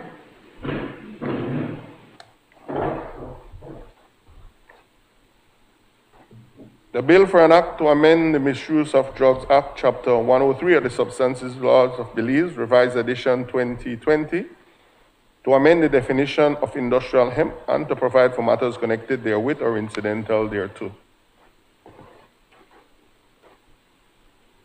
The bill for an act to appropriate further sums of money for the use of the public service of Belize for the financial year ending 31st day of March 2022. A bill for an act to amend the Central Bank Act, Chapter 262 of the Substantive Laws of Belize, Revised Edition 2020, to further capitalize the Central Bank of Belize and to provide for matters connected therewith or incidental thereto. The bill for an act to amend the Development Finance Corporation Act, Chapter 279 of the Substantive Laws of Belize, Revised Edition 2020, to widen the scope of the corporation's purpose, to provide for a period of limitation, to provide for penalties and punishment for directors and officers of the corporation, and to provide for matters connected therewith or incidental thereto. A bill for an act to amend the Indictable Procedure Act, Chapter 96 of the Substantive Laws of Belize, Revised Edition 2020, to expand the list of offenses for trial without a jury in certain criminal cases, to allow for hearings or trial before the court to be conducted virtually, to allow for additional crime to be included in a count of an indictment, to allow for the schedule to be amended by order, and to provide for matters connected therewith or incidental thereto. Bill for an act to amend the Inferior Court Act, Chapter 94 of the Substantive Laws of Belize, Revised Edition 2020, to allow for hearing or trial before the court to be conducted virtually and to provide for matters connected therewith or incidental thereto. A bill for an act to provide for the protection of witnesses in criminal proceedings by enhancing the ability of a witness to give testimony in judicial proceeding and to cooperate with law enforcement authority and to provide for matters connected therewith or incidental thereto. Bill for an act to amend the Fisheries Resource Act, Chapter 210 of the Substantive Laws of Belize, Revised Edition, 2020, to provide specific penalties for certain offenses and to provide for matters connected therewith or incidental thereto. I recognize the Leader of Government Business. Madam President, I move that the Senate do now adjourn. Honorable members, before I put the question on the matter of the adjournment, I just wish to use this opportunity to congratulate our Prime Minister, the Honorable Dr. John Besseño. He was recently presented with an honorary doctorate from the Kunshan University in Tainan, was the former capital of Taiwan, from 1683 to 1887 under the Qing dynasty. He is the first Prime Minister of Belize to receive such high international distinction from such a historical renowned academic institution. So this Honorable Chamber congratulates our Prime Minister, Honorable Dr. John Besseño, as well as the people and government of Taiwan for bestowing such prestigious award. Honorable members, the question is that the Senate do now adjourn. All those in favor, kindly say aye. Aye. Those against, kindly say no. I think the ayes have it. The Senate now stands adjourned.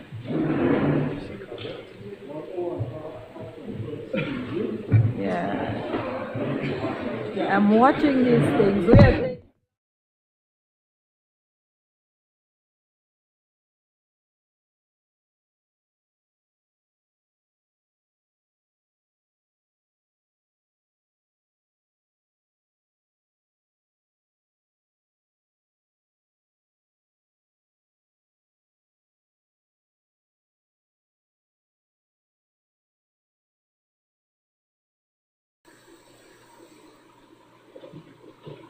They want us to believe that this is at arm's length. They want us to believe that this is transparent. They want us to believe that this is in the public interest. Empty barrel make the most noise, Madam President, ignoring. But they can't tell us what is necessary, and they can't tell us what are the performance standards. Let's read some more.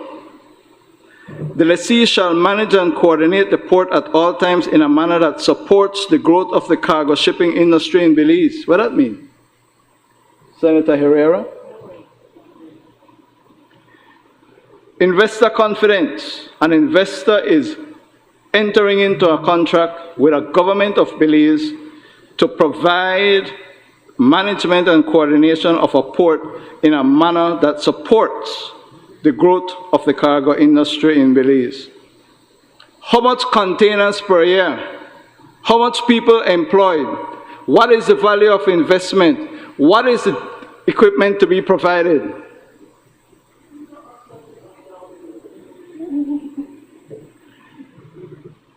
Two years of hard work by the UDP. Lessee is authorized to provide the following services, A through V. Look at 5.4. You shall provide container yard development. To what standard? Equipment and cargo handling operations, crane, forklift from where? From Emer Hernandez? From Montero? Storage facilities for export cargo, expanded warehousing area, electric connections for bulk cargo. Deconsolidation cargo area, how big, how small? When you put it in? You see, Madam President, members of the Senate, there is a reason why the Finance and Audit Reform Act requires this type of transaction to come to the National Assembly. And people come here and wrap themselves in the flag of righteousness and rectitude and pretend to be so transparent. But when you read the same section 22 of the Finance and Audit Reform Act, it is very clear. The National Lands Act shall apply. The National Lands Act shall apply. That's what the section says. Minister Castro was many things, but the one thing he wasn't was the Minister of Lands.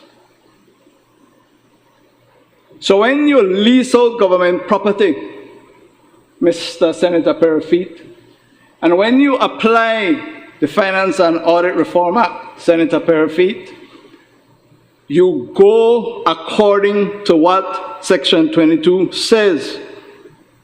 The National Lands Act apply. Minister Castro, as he was, did not have power under the National Lands Act to enter into this transaction. But I want to say to colleagues in this Senate, and let me be brief on this point, because everybody says going to court, and I'm sure there'll be a lot of legal arguments. But Senator Perifeet, who I believe passed land law, I think he passed it. Well, hold on. Stick to the debate. One of the things you learn, I think, like in your first month or second month, and Senator Pitts will help him on this, in land law, is that a lease is called an estate in land. It creates an interest in land for, calm yourself down, relax yourself. As if we please, thank you. Just relax, calm down. Take a little chill pill, patience. It creates an interest in land. It gives exclusive possession to the tenant. It transfers an interest from the landowner for the period of the lease to exclusively to the tenant. Don't say yes, because that's a disposal. I will tell you this, Madam President. I will tell you this. Be quiet, man. Senator, if we can please comply with standing order. I listen to you in blissful silence. Behave yourself. I say this, and I'm serious about this. Minister Castro, after the National Assembly had been dissolved, entered into this lease. 2 days before the general election.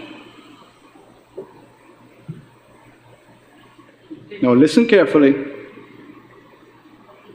There is absolutely zero metrics, zero standards, zero qualifications that have to be met. Zero standards. Man bring one rented forklift, will I provide forklift? You bring one broke down crane and put it there, I provide a crane. There is no obligation in this document for new equipment, for modern equipment, and most importantly, in response to Bishop and to Senator Smith, how much people will be employed? How much Belizeans will be employed? Where is that?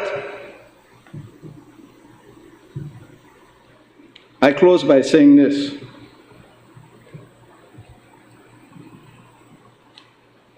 Caribbean Court of Justice, in a different context, has spoken to the power of governments after Parliament have been dissolved.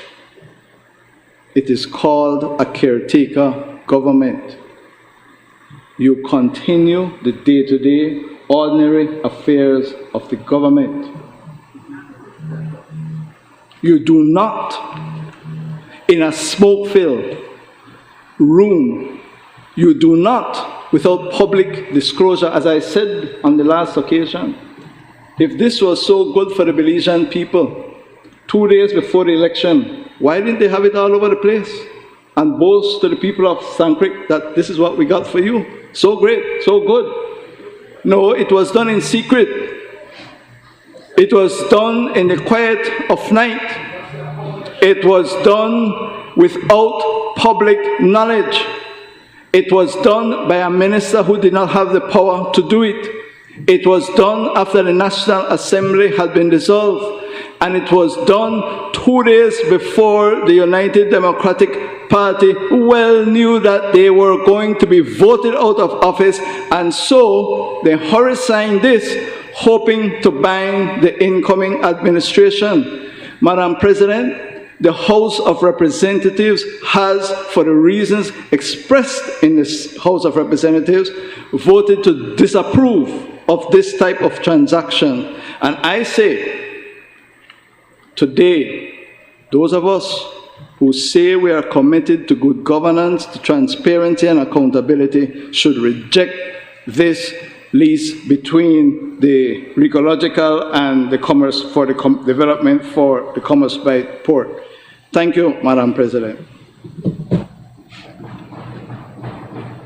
Honorable members, that motion is referred to the Constitution and Foreign Affairs Committee for examination, consideration, and report.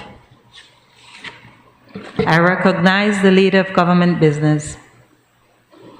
Madam President, I move that whereas Section 105 of the Mines and Minerals Act, Chapter 226 of the Laws of Belize, Revised Edition 2011, hereinafter referred to as the Act, provides for the establishment of a board for the purposes of determining all complaints, claims, or disputes arising out of the provisions of the Act, and whereas the board will be called the Mining Conflict Resolution Board, and whereas Section 106(1) of the Act provides that this board shall consist of 5 persons to be appointed by the Minister for the time being responsible for mines and minerals, as follows: Registrar General or his nominee or her nominee, Chief Magistrate, 1 person representing the mining industry, 2 persons approved by the House of Representatives by resolution. And whereas Section 106(1)(d) of the Act further provides that 2 persons approved by the House of Representatives by way of resolution shall be appointed by the Minister. And whereas Mr. Ian Gillett, licensed land surveyor, and Mr. Arsenio Burgos, accountant, both being duly qualified to be appointed as members of the board, have been recommended by the Minister with responsibility for natural resources, mining and petroleum, and also for the time being responsible for mines and minerals, to be so appointed to the board for a period of 6 months. Now therefore be it resolved that this Honourable House, having perused the curriculum vitae of Mr. Ian Gillett, licensed land surveyor, and Mr. Arsenio Burgos, accountant, and being satisfied that both are fit and proper persons to be appointed as members of the board under the Act, hereby approves the appointment of both Mr. Ian Gillett, licensed land surveyor, and Mr. Arsenio Burgos, accountant, as members of the Mining Conflict Resolution Board with effect from the 1st day of June 2021.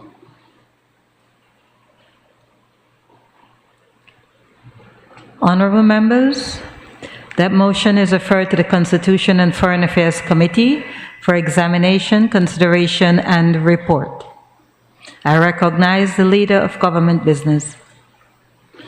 Madam President, I move that whereas the Government of Belize ratified the original standard text of the Small Quantities Protocol under the Comprehensive Safeguards Agreement in connection with the Treaty for the Non-Proliferation of Nuclear Weapons on the 21st of January 1997, and whereas the Board of Governors of the International Atomic Energy Agency concluded for ratification a revised standard text of the Small Quantities Protocol on the 20th of September 2005, and whereas the revised protocol was endorsed by the Review Conference of the Parties of the NPT to strengthen the application of the nuclear safeguard system, and whereas the Government of Belize is desirous of ratifying the revised protocol pursuant to Article 23 of the CSA, and whereas Section 61A(2)(a) of the Belize Constitution, as amended by the Belize Constitution 6th Amendment Act, provides that the Senate shall authorize the ratification of any treaty by the government of Belize. Now therefore be it resolved that the Senate authorizes the government of Belize to ratify the revised standard text of the Small Quantities Protocol, the amended text of which is attached is hereto annexed.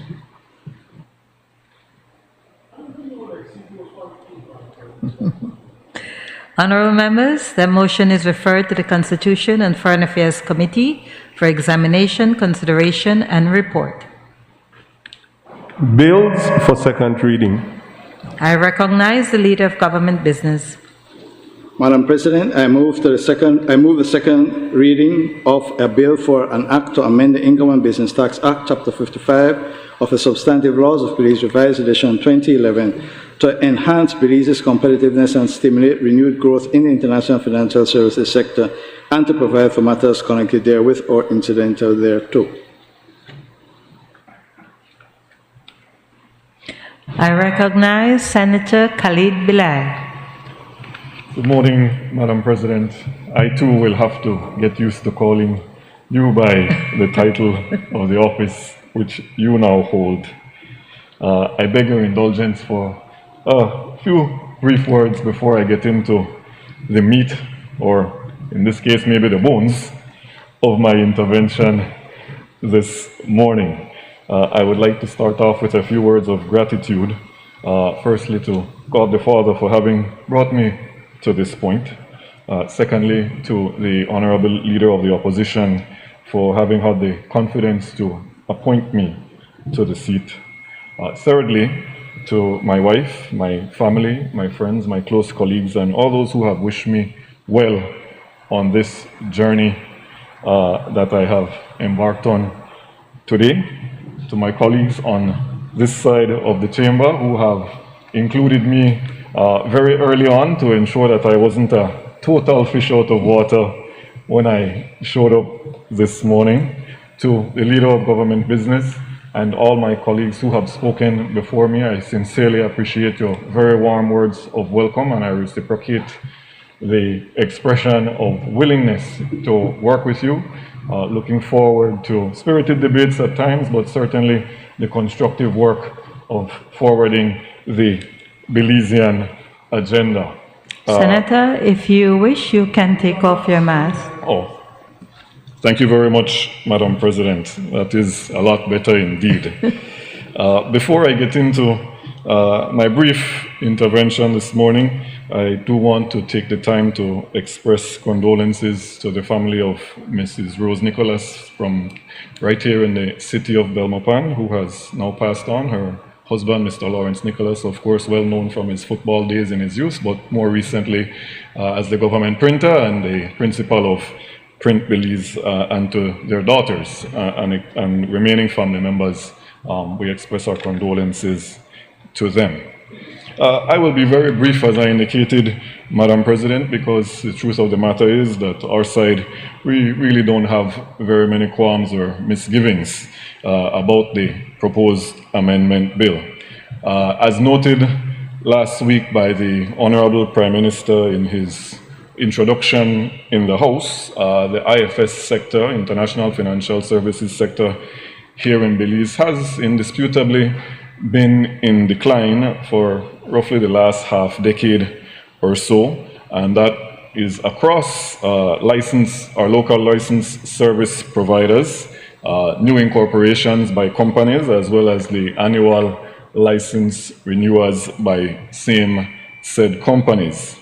Having lost almost 2/3 of its peak registered population, what the Honorable Prime Minister described as migration might more aptly be put as a mass exodus, with 2 out of every 3 companies that had been registered at its peak now having pulled out of Belize.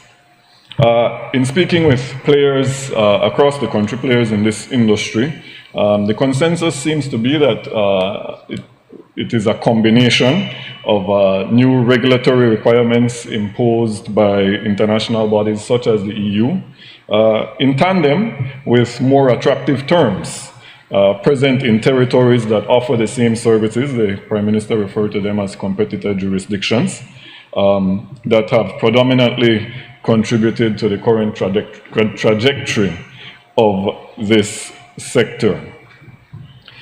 In light of the looming expiration of the tax exemption or tax waiver period for these companies at the end of this very month, compounded by the present economic circumstances prevailing in Belize, it's clear that the amendments as proposed are indeed necessary. The government seeks to regain Belize's foothold in this sector, and we on this side would certainly implore it to continue pushing measures that would not only achieve a leveling off, but consequently see the return of a growing and very robust sector in the country of Belize. We take note of the increase in the fees for incorporation and annual renewal as an offset for the revenue lost due to the removal of taxes levied, and we will hope that the projected increased income to be derived does indeed materialize. Equally important to us, as the black and red of the ledger, is the preservation of the hundreds of jobs tied to this industry, north to south, east to west, in Belize, and the positive effect of the bill towards that end. Before I close, two minor concerns, and I'm hoping that either the leader of government business or perhaps the Minister of State in the Ministry of Finance would be able to expound on them or clarify, explain. One is the effect on local local businesses, local companies, and what, if any, the removal of these taxes will have on them. And secondly, I caught it very late and I have been trying to get some clarification on it. In the arrangement of the clauses at item 8, it speaks to the repeal of subsection 2, and that is repealing subsection 2 of chapter 270, section 114(2). And if you will allow me, I will very quickly read it. It says, if a company fails to pay the amount due as the license fee under subsection 1 by the date specified therein, the license fee increases by 10% of that amount. Fairly straightforward, and I had been trying to determine whether the following subsection had been repealed, or if it is that repealing 2 automatically triggers the nullification of 3, but there is a subsection 3 that comes after that that says if a company fails to pay the amount due as an increased license fee under subsection 2 by the 31st October, then the license fee increases by 50% of the license fee specified in subsection 1. So we talked to subsection 2, but I noticed there wasn't anything on subsection 3, and I look forward to being enlightened as to why that is the case. With that said, Madam President, I thank you.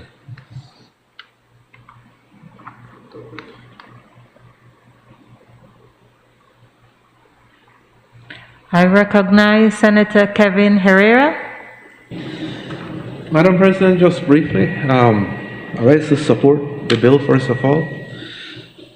I think that, it's been probably close to 20 years that the EU and the OECD countries have been intent on crushing this sector throughout the Caribbean. And I applaud the current administration for their efforts in trying to save, as Senator Bilal just mentioned, the sector. I mean, there has been a huge decline in terms of what it is now compared to what it was 15 years ago. And so I'm hoping that with these adjustments, with the waiver expiring at the end of June 30th and the previous adjustments that have been made in terms of complying with the requirements of the EU and the OECD countries, and further actions that may need to be taken going forward, that perhaps we can get the sector up and going again. One of the concerns that I had, but based after talking to key players in the industry and some research, I was a little concerned that perhaps, we may be, increasing the risk of attracting the ire of the OECD and the EU again. But I'm comfortable now that this is not the case. And I hope that we can get the sector up and going again. It's certainly, I think we need to get this sector and many more sectors going again. I think the economy badly needs it. I came into the country on Monday and I was extremely encouraged to see how filled the planes were coming in. And so that is a good thing. And hopefully the tourism takes off again and we can get back and try to normalize things economically. I think we're seeing the impact of this, and I know that there is the emoluments bill coming up, but it's a sad thing. I mean, there are casualties because of where we are right now, and so hopefully this sector and other sectors can revive and improve our economic standing. Thank you, Madam President. I recognize Senator Chris Cowie. Thank you, Madam President. I rise just to make a quick comment on the bill, as well as in response to concerns raised by Honorable Senator Bilal. As Senator Herrera has spoken to, this is certainly an effort to save the international financial services sector. It is in a sustained period of decline, principally over the last 5 years. However, there are various reasons for that decline. We believe certainly the fact of the adjustments or the evolution, if you will, of the mandates put on Belize by various international organizations, including the EU and the OECD. The effect on the sector has been dramatic. At the same time, we believe that there is still a significant opportunity that remains for this sector, and that it can restore to what it was and really go far beyond where it is or where it has been, if the sector is embraced in the evolved form that it now finds itself in. In effect, we no longer have an offshore sector. We have a hybrid, we now have an onshore sector that connects to international business and international persons. And this is where we have to look at how we conduct our business and how we develop our laws.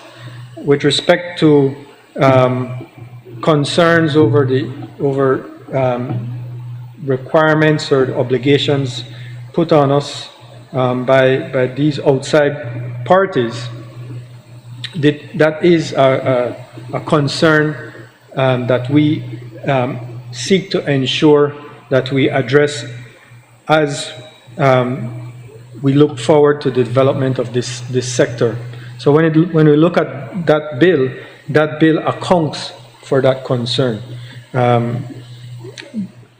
Ring fencing, in effect, has been the mantra of some of these organizations, and the fact of Belize's laws providing for ring fencing.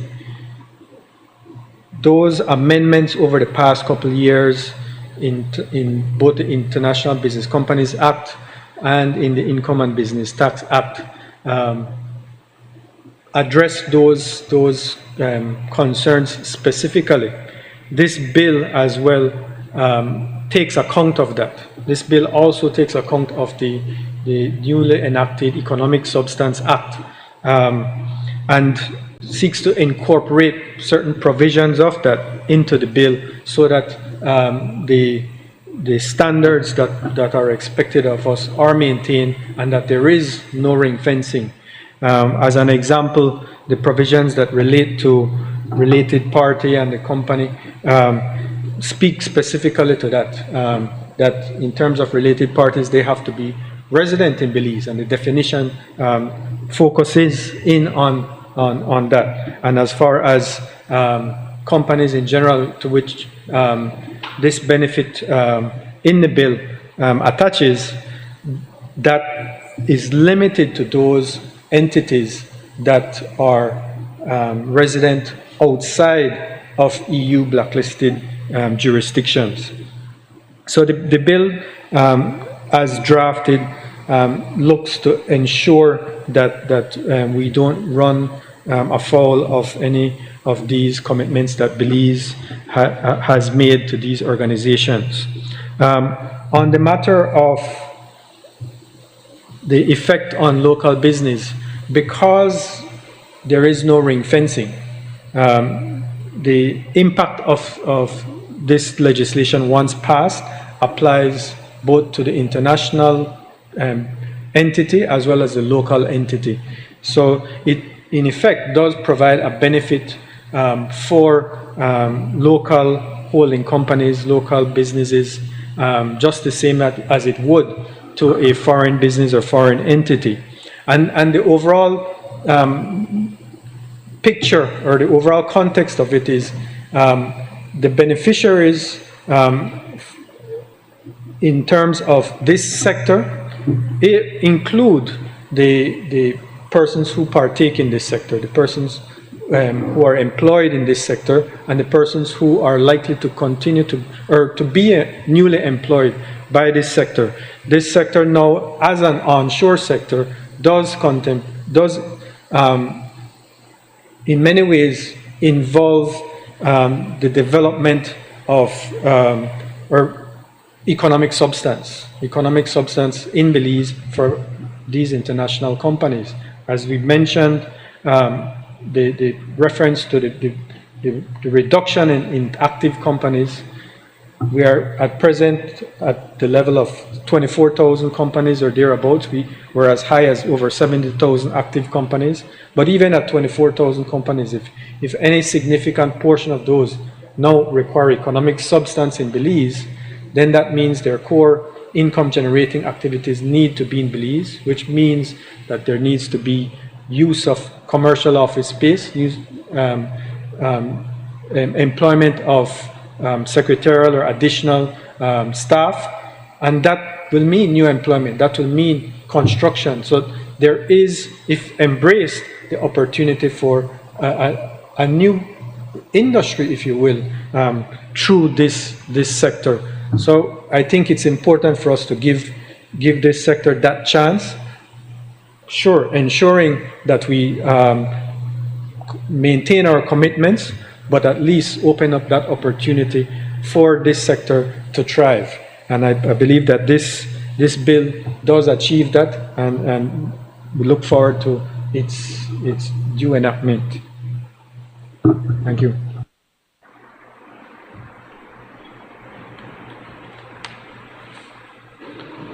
Madam President, I ask that the question be put. Honorable members, the question is that the bill for an act to amend the Income and Business Tax Act, Chapter 55 of the Substantive Laws of Belize, Revised Edition 2011, to enhance Belize's competitiveness and stimulate renewed growth in the international financial services sector, and to provide for matters connected therewith or incidental thereto, be read a second time. All those in favor, kindly say aye. Those against, kindly say no. I think the ayes have it. The bill for an act to amend the Income and Business Tax Act, Chapter 55 of the Substantive Laws of Belize, Revised Edition 2011, to enhance Belize's competitiveness and stimulate renewed growth in the international financial services sector, and to provide for matters connected therewith or incidental thereto. I recognize the Leader of Government Business. Madam President, I rise to move a second reading of a bill for an act to amend the Court of Appeal Act, Chapter 90 of the Substantive Laws of Belize, Revised Edition 2011, to expand the composition of the Court of Appeal and to provide for matters connected therewith or incidental thereto. Madam President, this is a short amendment to the bill. To the Act, the Act currently says the Court of Appeals are comprised of the President plus 4 judges. That has limited the amount of sittings because every panel has to be 3 judges. The intention is to appoint at least 6 so that you can have 2 sessions or 2 panels sitting and running simultaneously. The intention is to try to remove the backlog of Court of Appeal cases that have built up over time. Thank you, Madam President. I recognize Senator Sheena Pitts. Thank you, Madam President. Before I make my very brief intervention on this one, I join with my colleagues in welcoming Senator Bilal, and I am particularly pleased because I consider us now on this side a force and a trinity of sorts, but I do not invite my colleagues to deduce that of that trinity I am the Holy Spirit. Nonetheless, Senator Bilal, we look forward to your contribution, and we look forward to that continued tone of measured, reasonable voice that will assist us in the work of the Senate and move Belize progressively forward, if that be the case. In the present bill, I must say that any attempt to clear the backlog by hiring more judges is always welcomed. And so this bill is a bill that is much needed.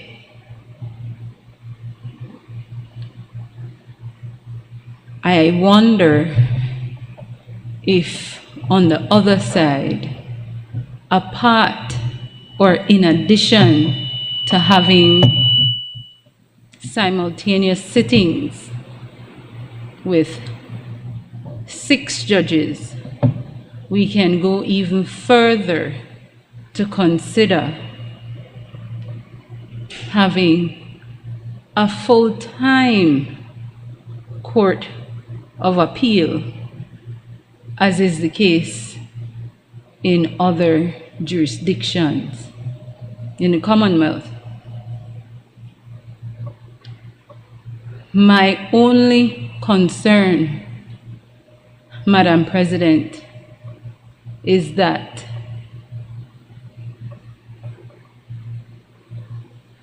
we invite into our territory on the basis of the best available legal minds. And with that comes with it the necessity to be able to remunerate decently those legal minds. Also, what comes with it when we are recruiting, where we can secure the best or the better of those who are willing to come, is to ensure that when they're here,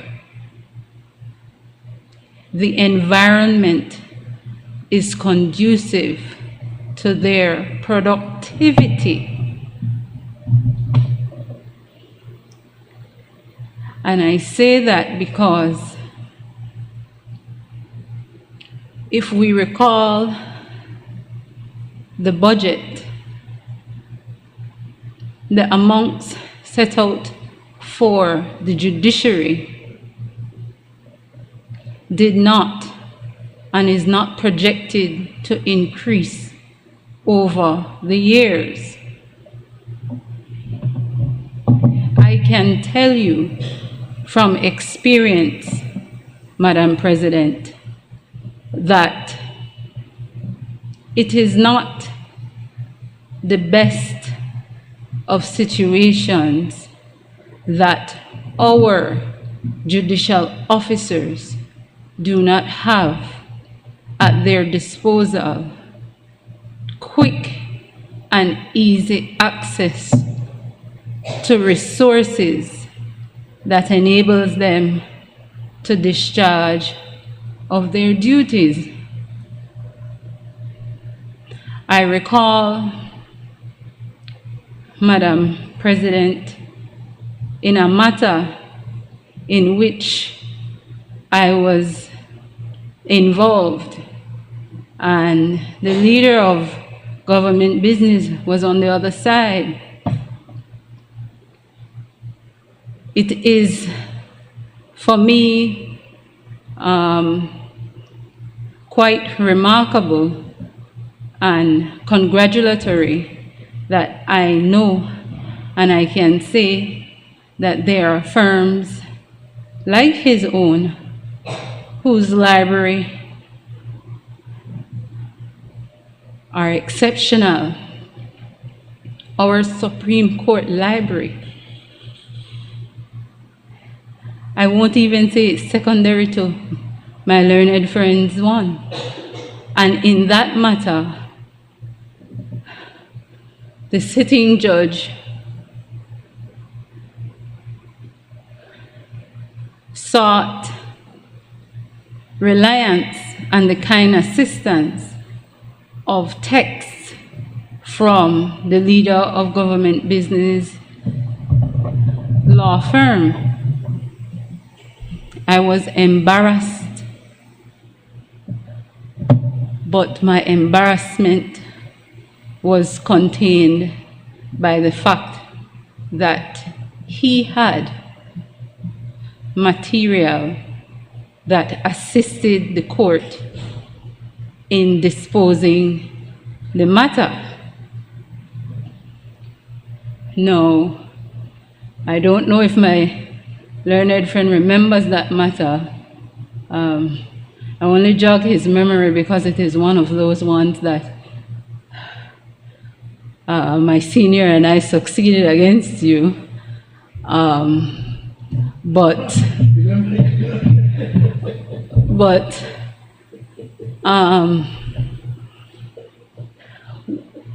we, and this is very serious and sobering, because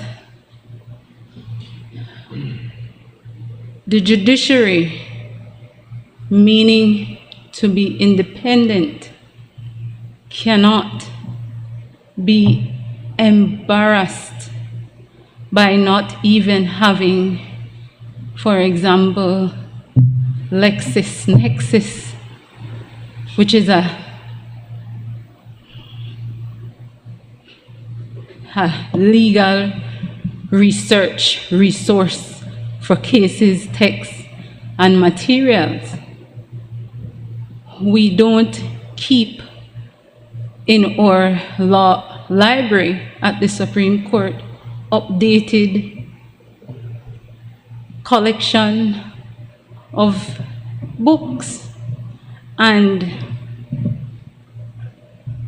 in as much as it is great that we are expanding the Court of Appeal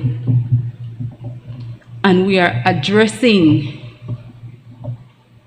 the apparent suggestion of justice delayed and justice denied, that we do so with the scales of justice being equal, in that we have the people and the people have their resources. We invite the government to, we see that, and I don't want to make it appear as if though I want to find a reason to criticize within the confines of this bill, but we see the government finding monies for other projects and other aspects of our country. And we're saying on this side, we urge the government to also, whether we simply use that, as I refer to the monument leading on to the Philip Gosen Highway, that begging hand, and beg for some assistance with legal resources, we do so, but we would be doing a disservice to distinguished people by bringing them here and putting them in an environment where we, as a country and as an independent judiciary, cannot afford them the resources that they must have on hand. And that is a matter within the context of text, materials, and whatnot. The other aspect of resources for our judicial officers, it is a pity that our last Chief Justice was unable to accomplish some of the things that were meant to be accomplished. But it is not late, and we must not lose with him the saltiness that may have been left in our mouths or minds about him, but that when you go to other jurisdictions, judges have judicial clerks to assist them. There was a point in time when we were, and as far as I am aware, direct information, aware that at least in 2 instances I can recall, a recruitment in the form of judicial clerks for the assistance of judges.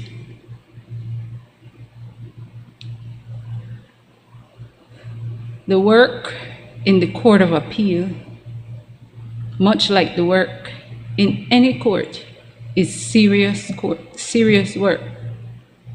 The Assistant Registrar Appeals on her own now will be left to attempt to serve 6 sitting judges. And so, with a bill like this should come some consideration that perhaps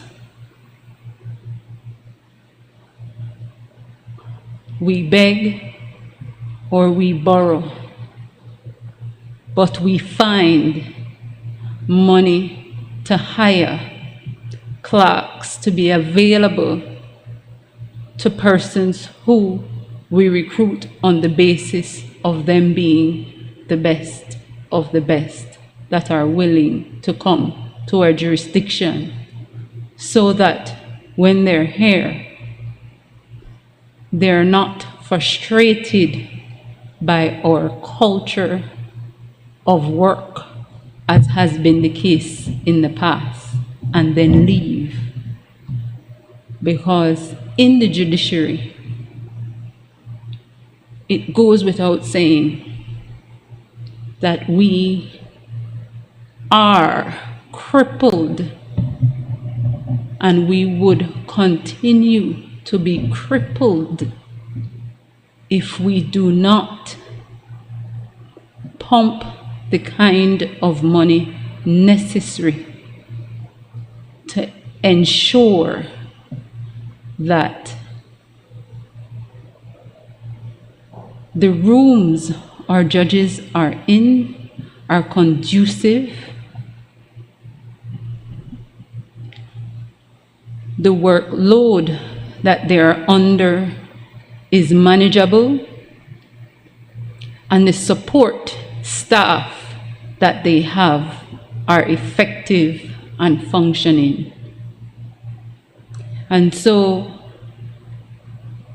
to repeat, unfortunately, I want to make it clear that we support expanding the Court of Appeal, but we feel the bill fell short of incorporating other aspects of accommodating such an enlargement of the Court of Appeal. And those are my contributions, Madam President.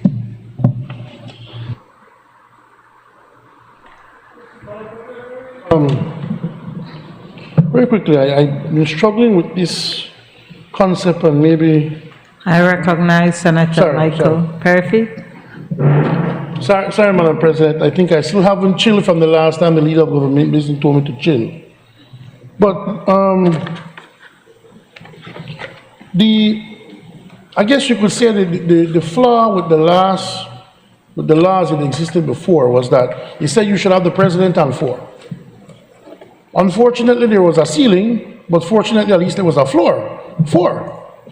When you replace 4 with such, I mean, it's kind of crazy to contemplate, but you wouldn't even want to contemplate it in my view.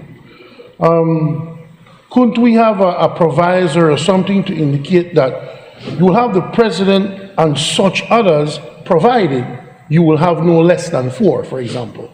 Because the way you read it here when you replace 4 with such is that you could have 10 if you want, but if you put such, then you could also have 1, which is clearly not the intent of the amendment. But I think if you have a proviso to just make sure that you have a minimum in mind, and that you can have such others that can go way beyond that minimum, but not below. I don't know what is your take on that?